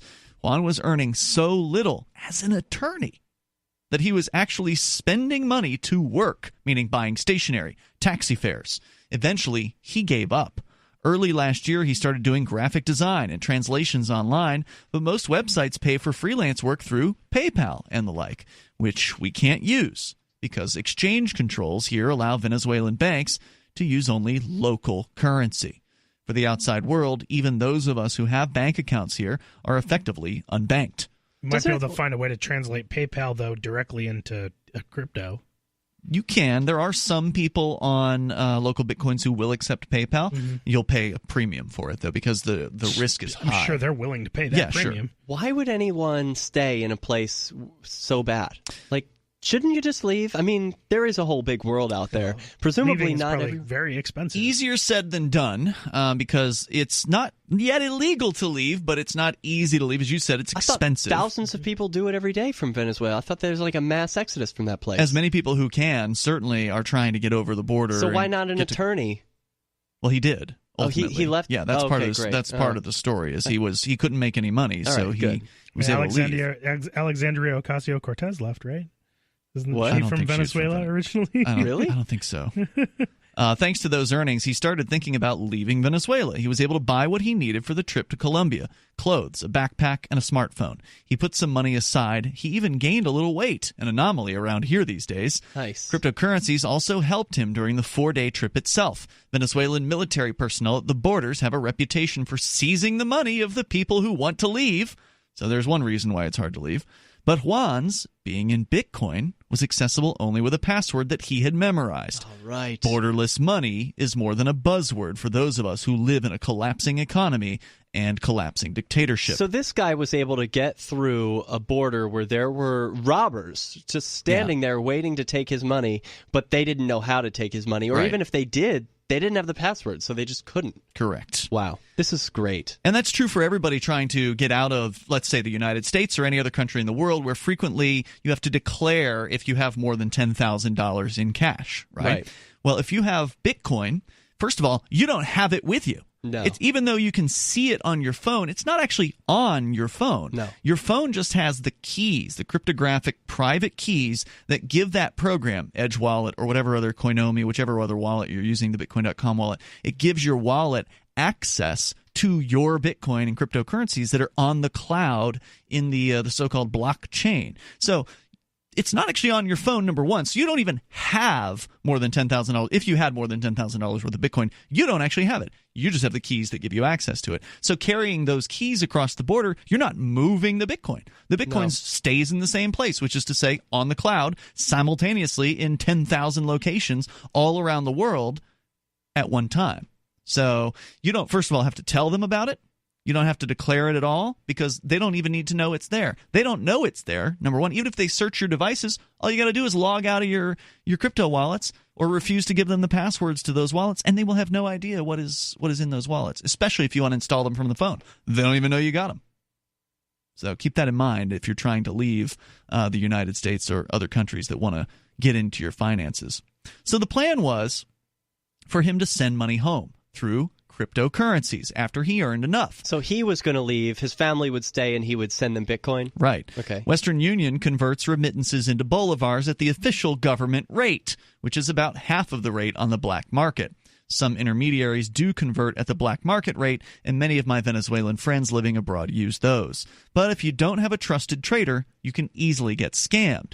And the government has been trying to shut down these go-betweens for years. Oh my gosh. Using Bitcoin is cheaper, faster, and safer. We had it all figured out. But then Juan couldn't find a decent job in Colombia. After 3 months, he ran out of money, and I had to send him Bitcoins so he could come back to Venezuela. Wait, who's speaking now? I thought Juan was... Oh, it's Carlos is the guy. Yeah, Juan's like his cousin. Juan? Okay. Or something like that. I forget which. Juan is his brother, actually. I'm sorry. Okay. So his brother went to Colombia. Right. Saved up money, went to Colombia, and couldn't find work. He was supposed to send money back to Carlos, who was still in his Venezuela? family, yeah. Okay. But anyways, he had to send Juan Bitcoin so he could come back. And even cryptocurrencies can only go so far. On Tuesday, after changing my Bitcoins into bolivars, about $5 worth, I went out for milk. I went to every one of the stores within walking distance of my house that hasn't shut down over the past year, and not one of the 20 stores had milk. But I had to buy something, anything, before my bolivars lost value. So I bought cheese from a store that had only cheese. Well, it also had transparent green plastic bags with no labels, and what the seller said was corn flour. But I didn't dare to buy that. So, real quick, I just, I want to explain my deep ignorance there. I just figured that, Ocasio-Cortez was like from an immigrant family from Venezuela. I really thought that. Turns out her mom is from Puerto Rico. Yeah, but, I wanted to believe that, someone that socialist, was indoctrinated by a country or something. It's unfortunate she's not. We're coming up here. It's Free Talk Live.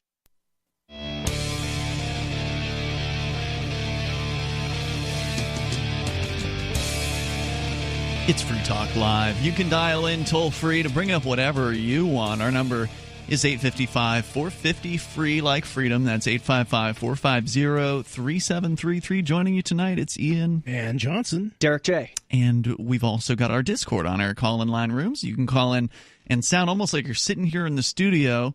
And that's what our next caller has done. We're going to get to him here in just a moment. Discord.lrn.fm is where you can go to do that. Once again, that's Discord.lrn.fm. Just join one of the top 4 rooms. They're called the on-air call-in lines, and then we'll join you in there, and you'll sound great. So we can talk more about Bitcoin and a somewhat disappointing article here from a guy who says Bitcoin has saved his family. I mean, that's a huge headline, and I'm not trying to downplay his experience, which has been very, very positive, and it's helped his family protect their wealth, the little bit of wealth that they're able to earn there in Venezuela from being ravaged by inflation. So for that alone, it's been very, very helpful for them.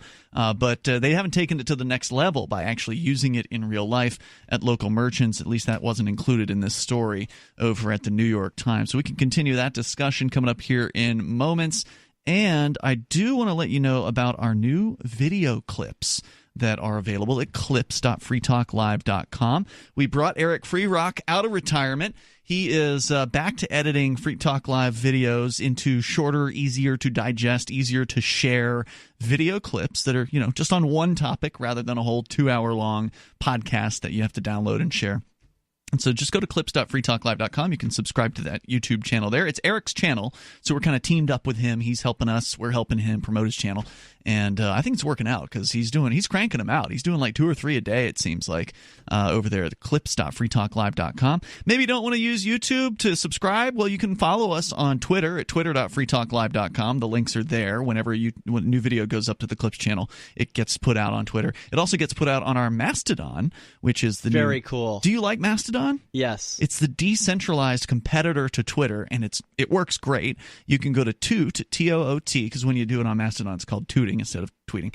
Toot.freetalklive.com. It's a horrible name. Well, Toot's easier to say on the radio than Mastodon. It's a little I bit... always spell it wrong.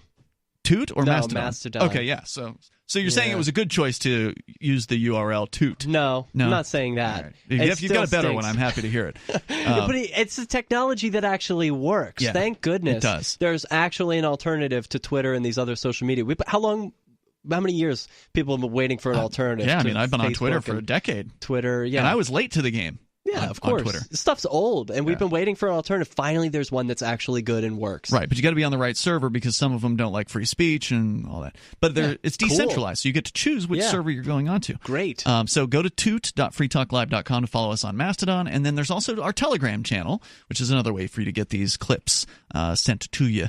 So it's telegram.freetalklive.com. As we go to Goalie Guff, he's on the line in Texas on our Discord, on-air call-in line rooms. Go ahead, Goalie Guff. Howdy, fellas. Hey. Because of the beginning of the show, I'd like to typically ask Ian and Derrick about your early activism. Like during the first year that I kind of realized all the crazy stuff going on about our society and people that control us and stuff. Whatever. Y'all's early activism. Like y'all would get arrested for drinking water out of brown bottles. Or you would get arrested for slowly sitting in court or wearing a hat in court or asking a cop if you can smoke weed next to him. Yeah. So, would you do it all again? I mean, was it worth it? Yeah, absolutely. I would do it again. Hold on. I thought you said at the beginning of the show you regretted it. No, I clarified that I do not regret it. Okay. I don't have any regrets about it. I'm saying it was stupid. It was the wrong thing to do. But you still would have done it all Absolutely, again. I would do it again. Okay, yes, good. Totally.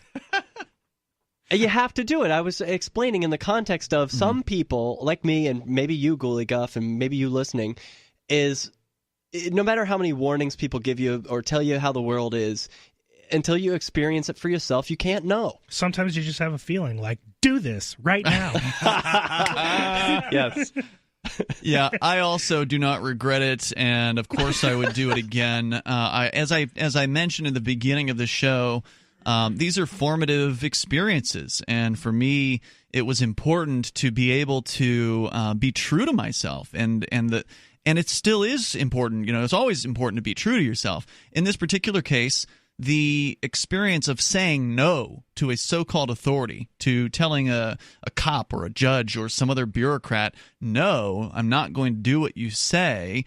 I am my own free person, even if it does result in you going inside a jail cell. Sometimes the path to freedom is through a jail cell. I mean, think about a lot of the freedom fighters out there who have gone to prison. I mean, whether it be Thoreau or whether it be Martin Luther King or whatever, it's an experience that is shared by many of them. I'm not saying you have to do this. I'm not saying I recommend it. In fact, Derrick J., you were saying earlier that you don't recommend people follow that particular path. Use it as a warning, to make a better choice. So does that answer your question? Smart. Yeah. Ghoulie Guff? Hello? He's still there. Ghoulie Guff going once. Ghoulie Guff going twice. I guess he got his answer. He's gone. Yeah.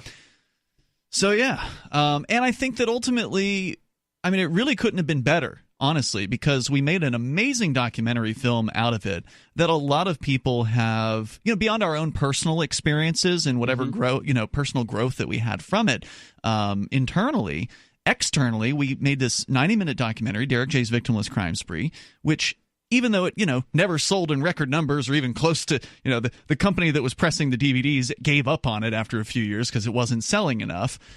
It still touched a lot of people. It's still viewable online for free. It's had over 170,000 views on YouTube the last time I checked on it. There have been countless people who have told you and I personally that it had an effect on them. Still get people talking about it. It's amazing that, no, it wasn't a big seller, it wasn't a blockbuster, but the people who saw it were deeply affected by it. So I think it had an impact. Right. It's one of those movies that it's going to find people at the right point in their lives. That's just true of a lot of things that art, a lot of art in our lives comes into our lives at the right point. And if it's not the right point, you ignore it. You don't see it. You don't connect with it. If you're at the right point and this thing comes into your life, it's the right thing at the right time. So for a lot of people, that movie was exactly what they needed. Maybe to get them off the couch. Maybe to get them to move to New Hampshire. Maybe to get them to question the state. Get them to question the government. To see how absurd the government is and how incredibly vindictive and violent and insane it is. I mean, that movie does all of that in a period of 90 minutes, and it does it very well. Well, it did it for me before moving here, seeing people like you and others on YouTube who would say no to authority. And it drove me nuts because, maybe for your listeners too, when you're having conversations with your family or your friends about the nature of government and how these people they don't behave like other people. They will hurt you if you don't do what they say. And people are like, no, they're not going to hurt you. Get real. They send you a fine. And you say, yeah, but what happens if you don't pay that? And you try and walk them through the logical steps of the government and everything being backed by threat of gun and force. But until they can see it as a real-world example, okay, this guy said no, and they actually did beat him up and throw him in a cage. That actually does happen. That's the reality that most people don't want to experience or acknowledge. Exactly. You can see it for yourself anytime you want over at victimlesscrimespree.com. Share it with your friends. Have a screening. Enjoy it. It's free. We'll continue here in moments. Our toll-free number is 855-450, free like freedom. Is spreading the message of liberty, cryptocurrency, and peace around the globe worth $2 per month to you? As you may already know, in addition to our internet feed, LRN.FM broadcasts on free-to-air satellite across North and Central America, as well as Sub-Saharan Africa. And we've been available on satellite for free 24/7 since 2010. The LRN.FM free-to-air satellite signal is reaching some of the most oppressive regimes in the world, and there's no doubt our ideas are making an impact. You can learn more about the channel's impact by watching the 3-minute video at fund.lrn.fm. If you'd like to help free minds globally with our ideas of liberty, cryptocurrency, and peace, you can donate as little as $2 per month via fund.lrn.fm. You can help us continue and expand our satellite broadcast to multiple continents. Visit fund.lrn.fm today, and thank you for your help. Don't forget to share the link on social media. That's fund.lrn.fm.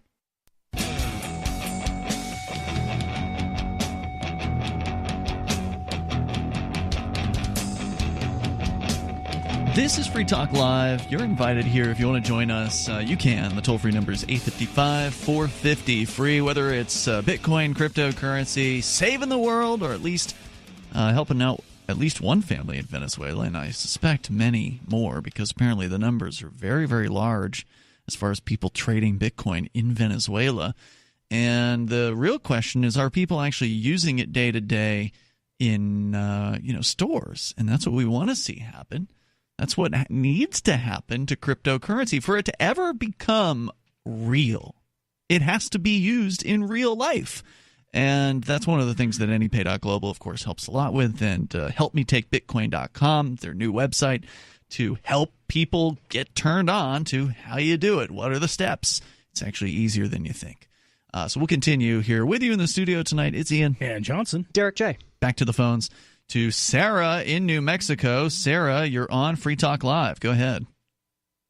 Yes, the cigarette tax of $1.50 per pack is expected to generate like $500 million in our state. No, wait a minute. Isn't the proposal to raise it an additional $1.50? So wasn't it already like $1.60, and they're going to almost quite double that to add on an extra $1.50?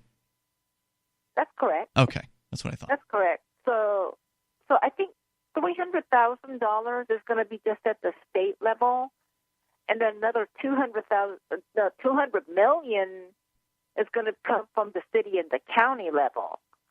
So I was told that. So you really want to impoverish those cigarette smokers, huh? You want to make them poor people. Well, I want to help them quit smoking, because a lot of them they won't want to quit, and they just need a little help.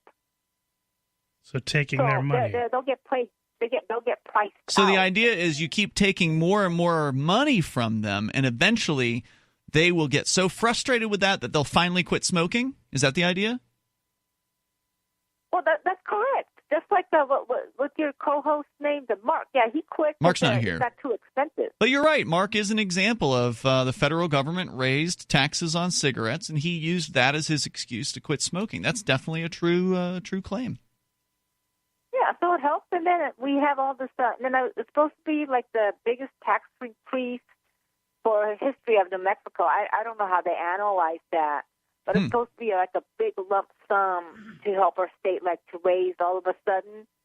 But it's good because we could take that money and help our schools and police department and fix our roads and so forth. So it's just a panacea. I mean, why not raise it $3 instead of $1.50? Well, the thing is, you just kind of the thing about it is that with the people, if you do it a little bit at a time, people will be more accepting to it. So 100% increase is just a little bit to you, huh? That's just nothing. I mean, it must be nice to have all the disposable welfare money that you have, right? I mean, now we can send money to the police. I mean, we're going to need the police to, when people, want to avoid this tax and they start selling loosies on the street, we'll need the police to choke them to death so that they stop doing that. Which Sarah supports, by the way. Right. Were you on that night where she openly said she thought that Eric Garner should have been choked to death, that she supports the choking to death and the murder on the streets of people selling loose cigarettes? Well, I mean, I just want to say that it's symbolic. It's symbolic. It is symbolic to kill somebody. That's symbolic that you live in a police state and that they will choke the life out of you if you don't do what they say, if you don't follow Sarah's rules. He was a street thug. He could. No. It was the street thug who killed Eric Garner. Eric Garner was a street entrepreneur. He was selling cigarettes to people who wanted to buy them, and then he was choked to death over it. So the thug, Sarah, is the person who uses violence against peaceful people. That's what that cop was. What was he selling, though? My thing is, it suffocates people. It chokes people. So is it any wonder that he got choked to death? It's an interesting point. It's symbolic. She's saying it's karma in that case. Yeah. Well, yeah. Live by the Lucy, die by the Lucy. What do you know about his life? Okay, he could have been a drug dealer and choked somebody to death behind a. I support drug dealers. Let's just assume he was horrible. That's that's reasonable, right? That's what I'm saying. He's probably dirt. Yeah, screw that guy. He is now. Right? How do you know that he murdered somebody? What do you know about him? Do you know anything about him? I do not know anything about him. You talking about Eric Garner or the cop?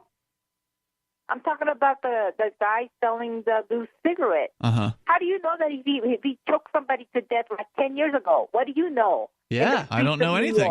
All I know is what I saw. And I saw a man selling cigarettes choked to death. And you reveling in it. By accident? Well, he was horrible, Ian. Let's just, assume. Well, I know. Let's not. Because you know what happens when you assume, Sarah. Well, what do you know about somebody's live stream? You pass judgment. You act like you know somebody. What do you know he's done in secret? Yeah, okay? It's none of my business. What have you done in secret? What's your secret, Sarah? Well, God knows, and he, I'm getting punished for what I have done. He knows what's in my heart. I think we're getting punished. I've done for having to take her calls. Yeah. No, what did you do? Come clean. It's just us. Well, you know what? I'm just saying about this guy. It was his karma that he got choked to death. See, Sarah doesn't answer questions. That's right. No, but she is. Karma. She's telling us there's something in Sarah's past where she believes in karma and she's being punished by it. That's what she said. I want to know what it is. Well, of course. I bet course, you and choked somebody to death. Ooh, what do you got to hide, Sarah? Did you kill a man? No, I've never It's a murdered somebody, it's pregnant pause. Mm-hmm. Wow. I have done harm This to is people, huge. and I thought I got away with it. And Breaking. So that's bad karma. Wait, you did what?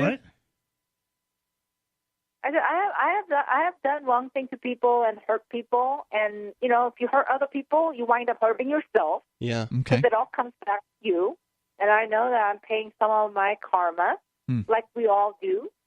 And I'm saying this guy could have been murdered somebody. Could have. I don't know. Don't you think it's bad karma to advocate that people get hurt for their preferences with what they put in their body?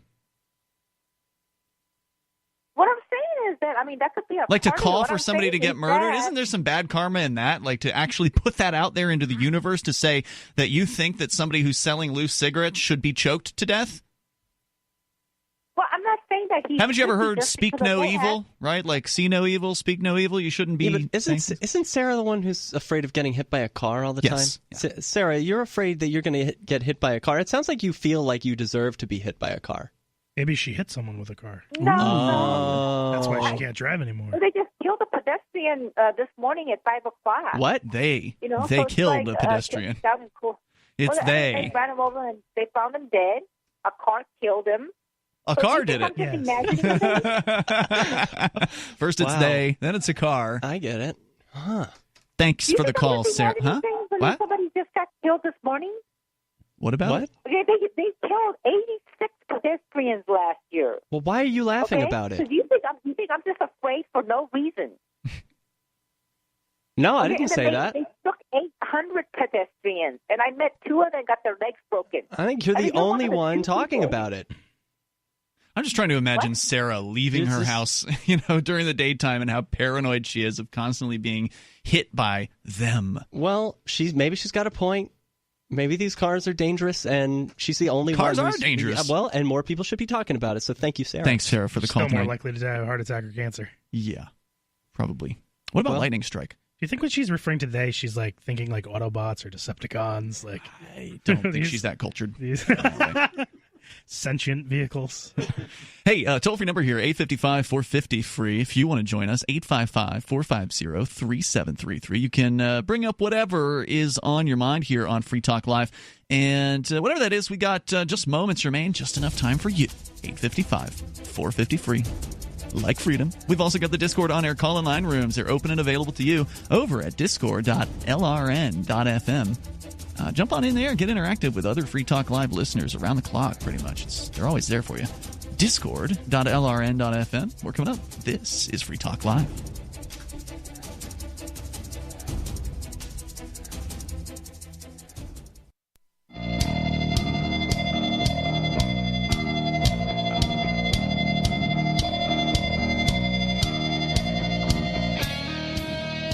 It is Free Talk Live. You can dial toll-free. Bring up whatever you want.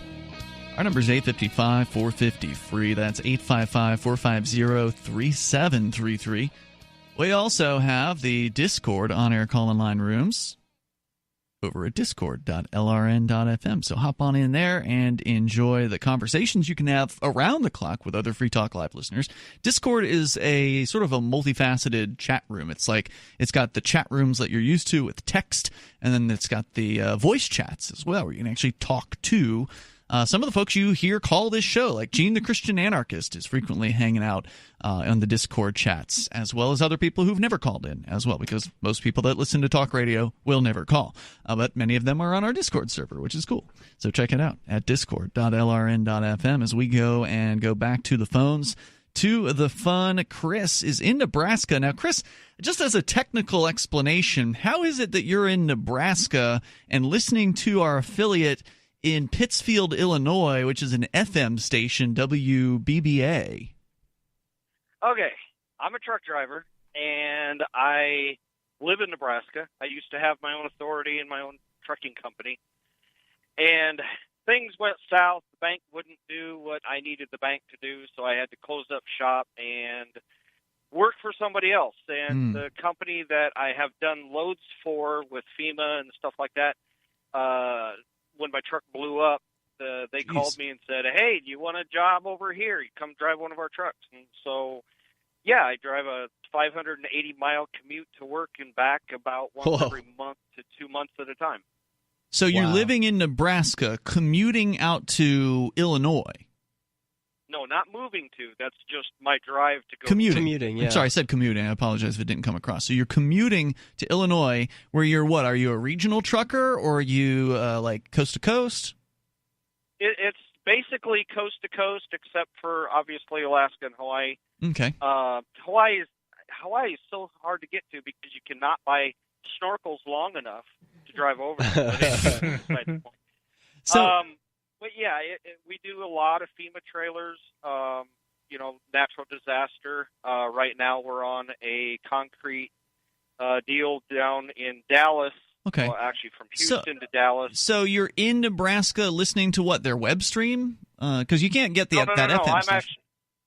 No. I'm actually on my way. I'm actually on Highway 96. Okay. 63 miles from Staunton, Illinois, where the company is. Gotcha. And I was just listening to the radio saying, "Hey, we're talking about Bitcoin. Finally!" It's like nobody knows about it around our area. Yeah, you don't hear people talking about Bitcoin on the radio, right? Like nobody on talk radio talks about Bitcoin.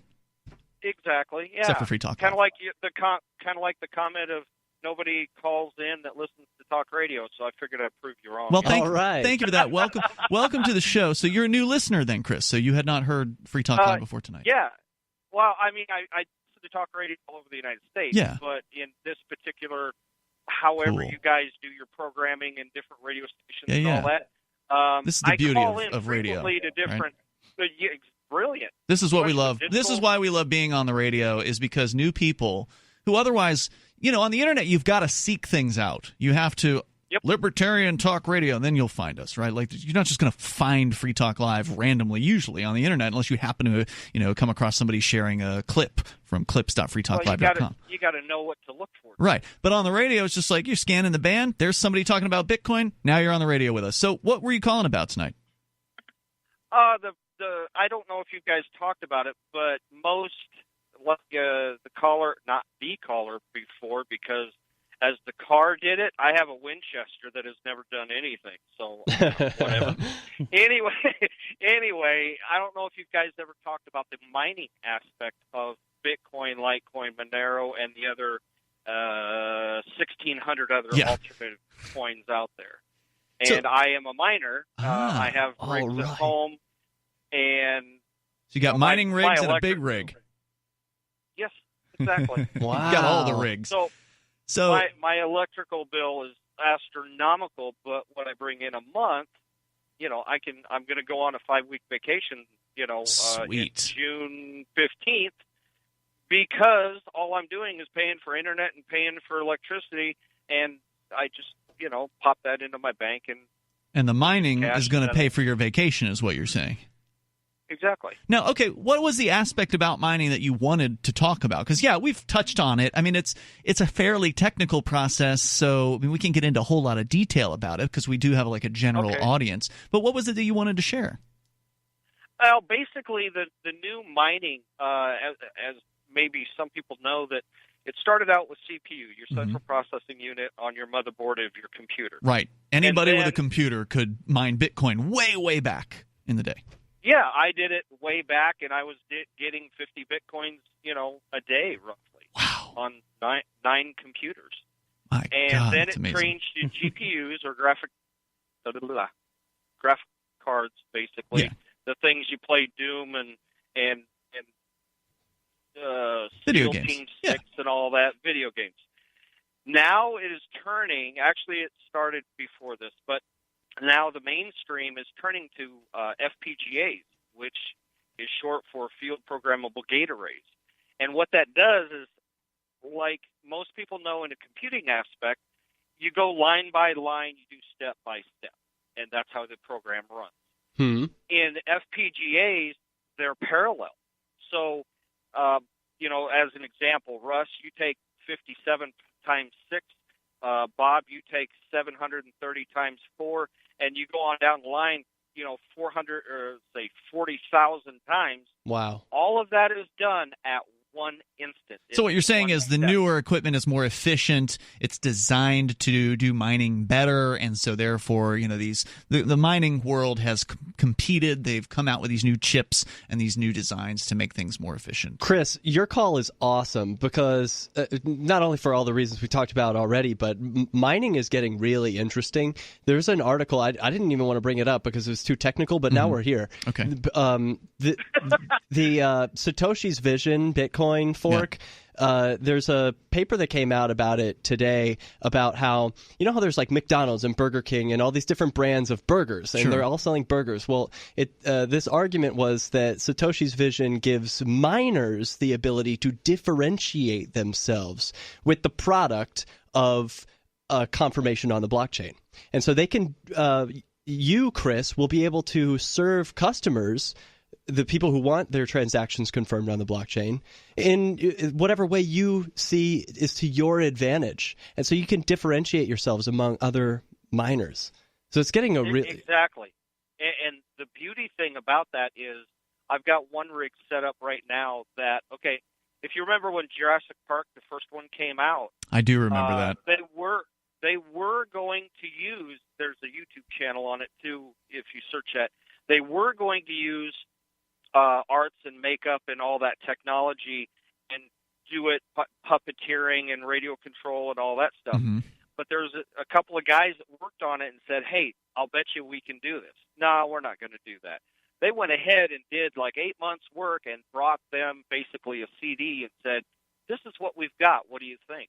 You mean you're talking about the designers of the dinosaurs at Jurassic Park? They worked real hard to pitch how good they were at computer graphics, and that convinced Steven Spielberg. I never heard that story. That's interesting. All right, and what that relates to in the mining aspect is, as an example, basically every car commercial that has been on TV or satellite or whatever since like 2003, 2005, I can't remember, is a digital car. They are not real. Most people don't understand that. So, as an example, pick a car company, and I just don't want to say anything, but pick a car company, and now your new commercial, you need animated stuff, but you don't have the hardware. You don't have the resources to get it done. So you contact this company that has a blockchain network. Hey, I've got access to 435,000 graphics cards. What do you need done? This is how much it's going to cost. There already is something like this, too. Okay, I was wondering how you were tying this all together. So there is some sort of decentralized graphics processing, blockchain-based miner thing. I don't remember what it was called, but I remember hearing about it at like Anarchapulco last year. That you can basically hire out these graphics cards to do remote graphics processing. If Johnson, you've got a real ballsy computer here, so you can probably do a lot of graphics processing right on that. But if you've just got a little dumb terminal like a Chromebook or something like that, and you want to do graphics work, you can do this where you can essentially put it out in the cloud because of these miners. That's interesting, Chris. And Chris, come to Forkfest and party with us. You're going to love it. If you just tuned in, go and learn about forkfest.party. Because we're going to be partying in the woods together. Lots of crypto people. Lots of crypto people, libertarians. That's FORK, forkfest.party. Chris, thanks for the call tonight, man. I think you did a good job trying to boil down some mining concepts for people for their very first time. Because it's a hard concept to really express on the radio. And I think you did a good job. Great call. See you tomorrow night online. In the meantime, freetalklive.com. Thanks, Derrick, Jake. Good to have you back. And you're coming back again next month. It's Free Talk Live, Anarchapulco 2019. We're doing some bonus recordings here because there are just that many interesting people to talk to at this event. And one of the organizers actually just introduced me to Misty Tripoli? Tripoli, right? yeah. Tripoli, okay. Of worldgroovemovement.com. And Misty, is this your first Anarchapulco? This is my first Anarchapulco. All right, well, welcome. Thank you. Are you enjoying it? I am having a great time. Excellent. How did you find out about it? Well, actually, they found me. Really? Yeah, because I facilitate kind of epic dance parties. Okay. And I think they saw some videos of me. That's a pretty big claim. It's a pretty big claim. Okay. Well, it's my superpower. And they saw some videos of me online and thought that this would be a great thing to bring to the participants that come to unite them and get them dancing together. Cool. So, does that mean you have already thrown a party, or you will be throwing a party, or like? Well, there's over the 4 days I've done 2 a day. Oh, really? Yeah, and so today I've got 2 more, and that's it. So we got 2 more parties to go. All right, right on. So you wanted to, I guess, let's take us back. What is your story, Misty? How did you end up here? Like the large picture. How did you, end up finding this movement in general? What's your story? Well, it all kind of stemmed back coming from a very religious household and background, and also as a woman. Not knowing how to love my body or myself, or having examples of people that were okay with themselves. Yeah. So it started with kind of an inner struggle. I became bulimic when I was really young. Oh, no. That's so common, right? No. Most women have some type of issue with food and diet and exercise. Well, I think the epidemic is not feeling enough, or that we don't love ourselves because we've been taught not to. Right. And so that lasted for many years. When I was about 32, I actually had a very powerful awakening. And that powerful awakening just opened my eyes to start to question everything. And I realized I'd never questioned anything. I didn't question my religion. I didn't question my government. I just believed. Was there a catalyst for this awakening? Yeah, and it's plant-based. Oh, yeah? Which one? Well, for me, it was marijuana. Oh, yeah. Okay. It was when I finally opened myself up in my mind and to actually have the experience. And I was lucky enough to do it with someone that understood how to use it as a tool. Right on. And to expand the mind. That happened to me, too, but I was 16 at the time. So. Oh, you're lucky. I had to suffer for 16 years, more than that. So that brought me to... I've always danced and I've always moved, but I never actually did it for myself or as a medicine. I just kind of did it as a job and a profession. And everything shifted for me. I started going into a studio by myself and just letting music take over my body. And it literally, within 2 weeks, I stopped making myself throw up.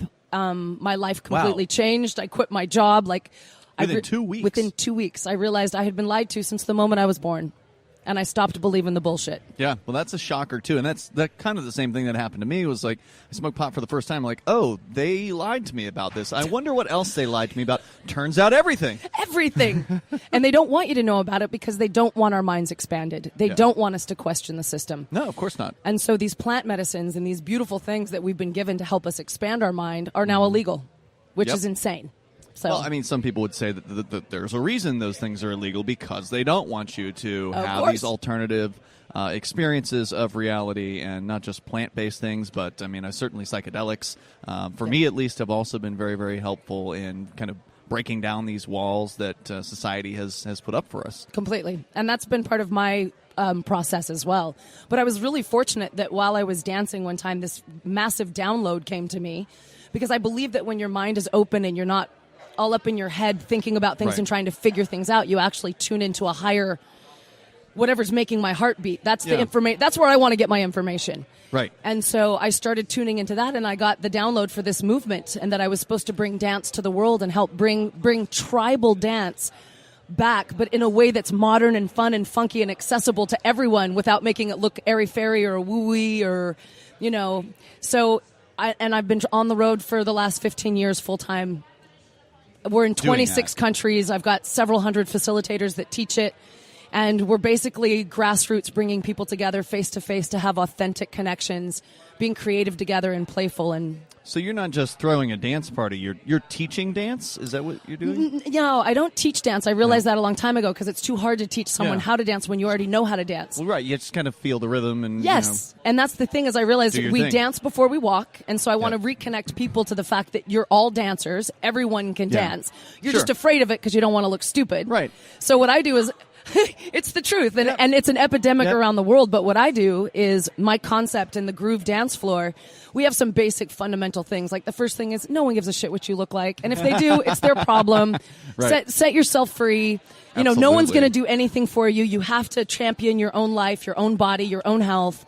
That when you do something your own authentic way, it's the right way. You can't get it wrong. These are the foundations of my philosophy. Sure. And then there's also, I think Harry Brown called it, he's the Libertarian presidential candidate in 1996 and 2000. He called it the silver rule. So we all know what the golden rule is, right? Where, you treat others as they want to be treated. His silver rule was you have to be true to yourself in order for you to attract the right people into your life. And that's true whether it comes to dance or whether it comes to just expressing yourself or at the workplace or whatever it is that, you're involved in. If you're not true to yourself, then you're living your life for someone else. You're living your life for the expectations of that other person, whether it be the boss or whether it be some, girl you're trying to impress or whatever it is that that other person is, your parents. And then when you're doing that, you're not being true to yourself, so you're not creating your own reality. You're helping create theirs. And yes, and then it ends up being quite miserable. Right, because you're not you. And uncomfortable because you're trying to fit into someone else's mold. Exactly. And that was the thing that hit me, was that I was like, I'm living for everyone else. I'm trying to impress everyone and make everyone happy and trying to live up to the standards of society. And I was just like, finally, I just said, fuck this. Yeah. Like, I'm done. I'm so done. And I'm, eventually I sold everything I owned, moved to a little place in Mexico, and just to live a really simple, easy, chilled out life out of the system, as much as I possibly could. But I still travel the world full time, and my job is to unite the world through dance. So cool. Now, are you still living in Mexico? Is that still your base? Yeah, I live in Playa. Oh, and where is that? I don't Playa know del Carmen's about an hour south of Cancun. Okay, so that's the East Coast. Yes. Right? Yep, right. Caribbean. Did you drive over here or did you fly? Oh, hell no. If it's over 3 hours, I fly. Okay. No, I fly. Fair enough. What are people going to find when they go to worldgroovemovement.com? They will find lots of things. Number one, they'll find out about our concept and philosophy, and they'll be able to find a class. There's a place where they can look for and find a class in their area, because like I said, we're in 26 countries, so there's classes everywhere. I wouldn't even say it's a class, it's an experience, and it's something that has to be tried. Like, it'll blow your mind. They'll find, we do retreats, we do workshops, lots of really cool stuff. You'll also find my at-home version where you can dance with me at home if you're uncomfortable doing it in public yet. I have a thing called Body Groove, which is an at-home version of what we do. So it kind of starts to get you into your body that way. Yeah, I think this sounds like an important thing. I mean, there's probably a lot of people listening who are like, I don't dance, right? Like the majority. Right. It's not because you can't. It's just because you don't. Unless they've had a few beers, or they're like, I can dance if I've had a couple cocktails, and right, because it loosens you up and frees your inhibitions. Right. But we want you to come in and know that you don't have to worry about that. That no one's looking. No, you're not that important. Well, right, and if they're judging you, then you shouldn't really care anyway about whoever they are. But it's amazing that people really struggle with getting over. They're really concerned with what other people think about them. Yeah, and where that comes from, I don't know. I mean, it's ingrained in society or whatever. I think it's a survival mechanism, because if we don't fit in, we die. Because when we lived in tribes, if you didn't fit into the tribe and you got extradited, you couldn't survive out in the wilderness on your own. You needed the tribe to survive, so you had to work to fit in. And so that's still ingrained in our DNA, and we haven't broken free of, it's okay that I don't fit in.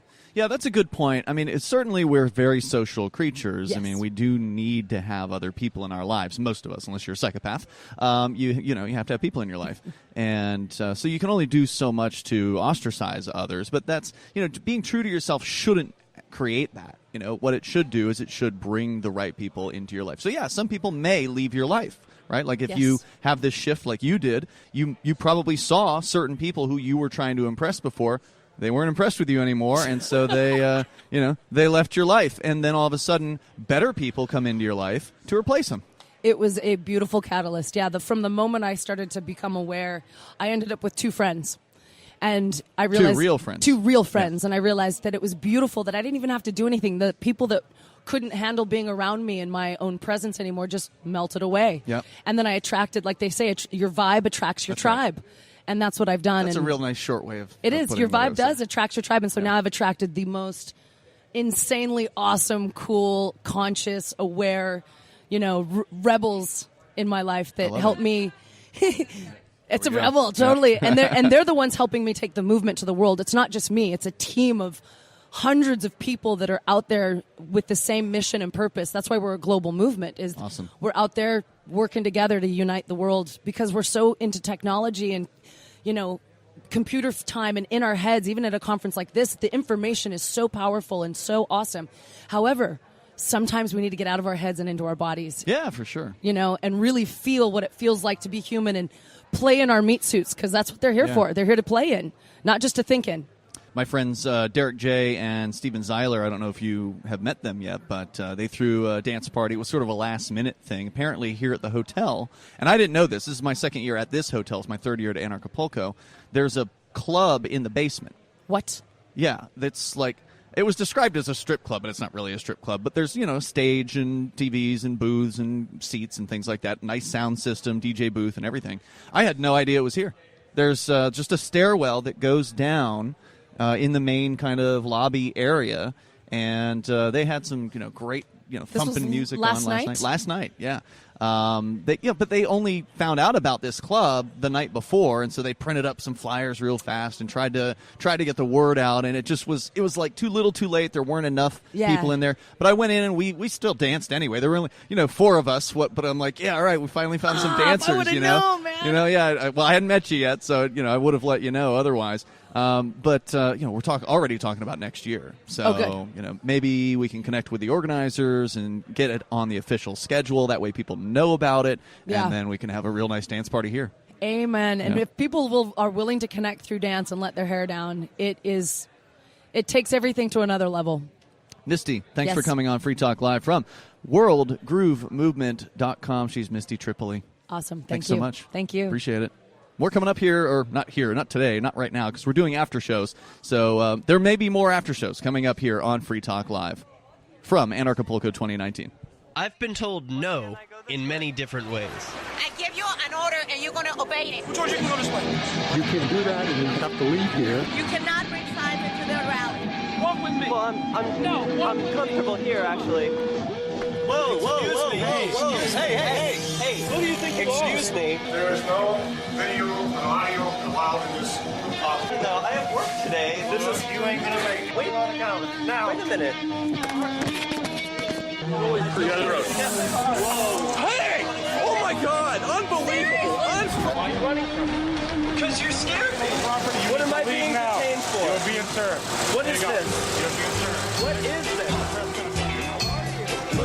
Bureaucrats have a funny way of telling people no. That's the sound of the men working on the chain. Derrick J's Victimless Crime Spree. You can order your copy of the Director's Cut DVD now at victimlesscrimespree.com.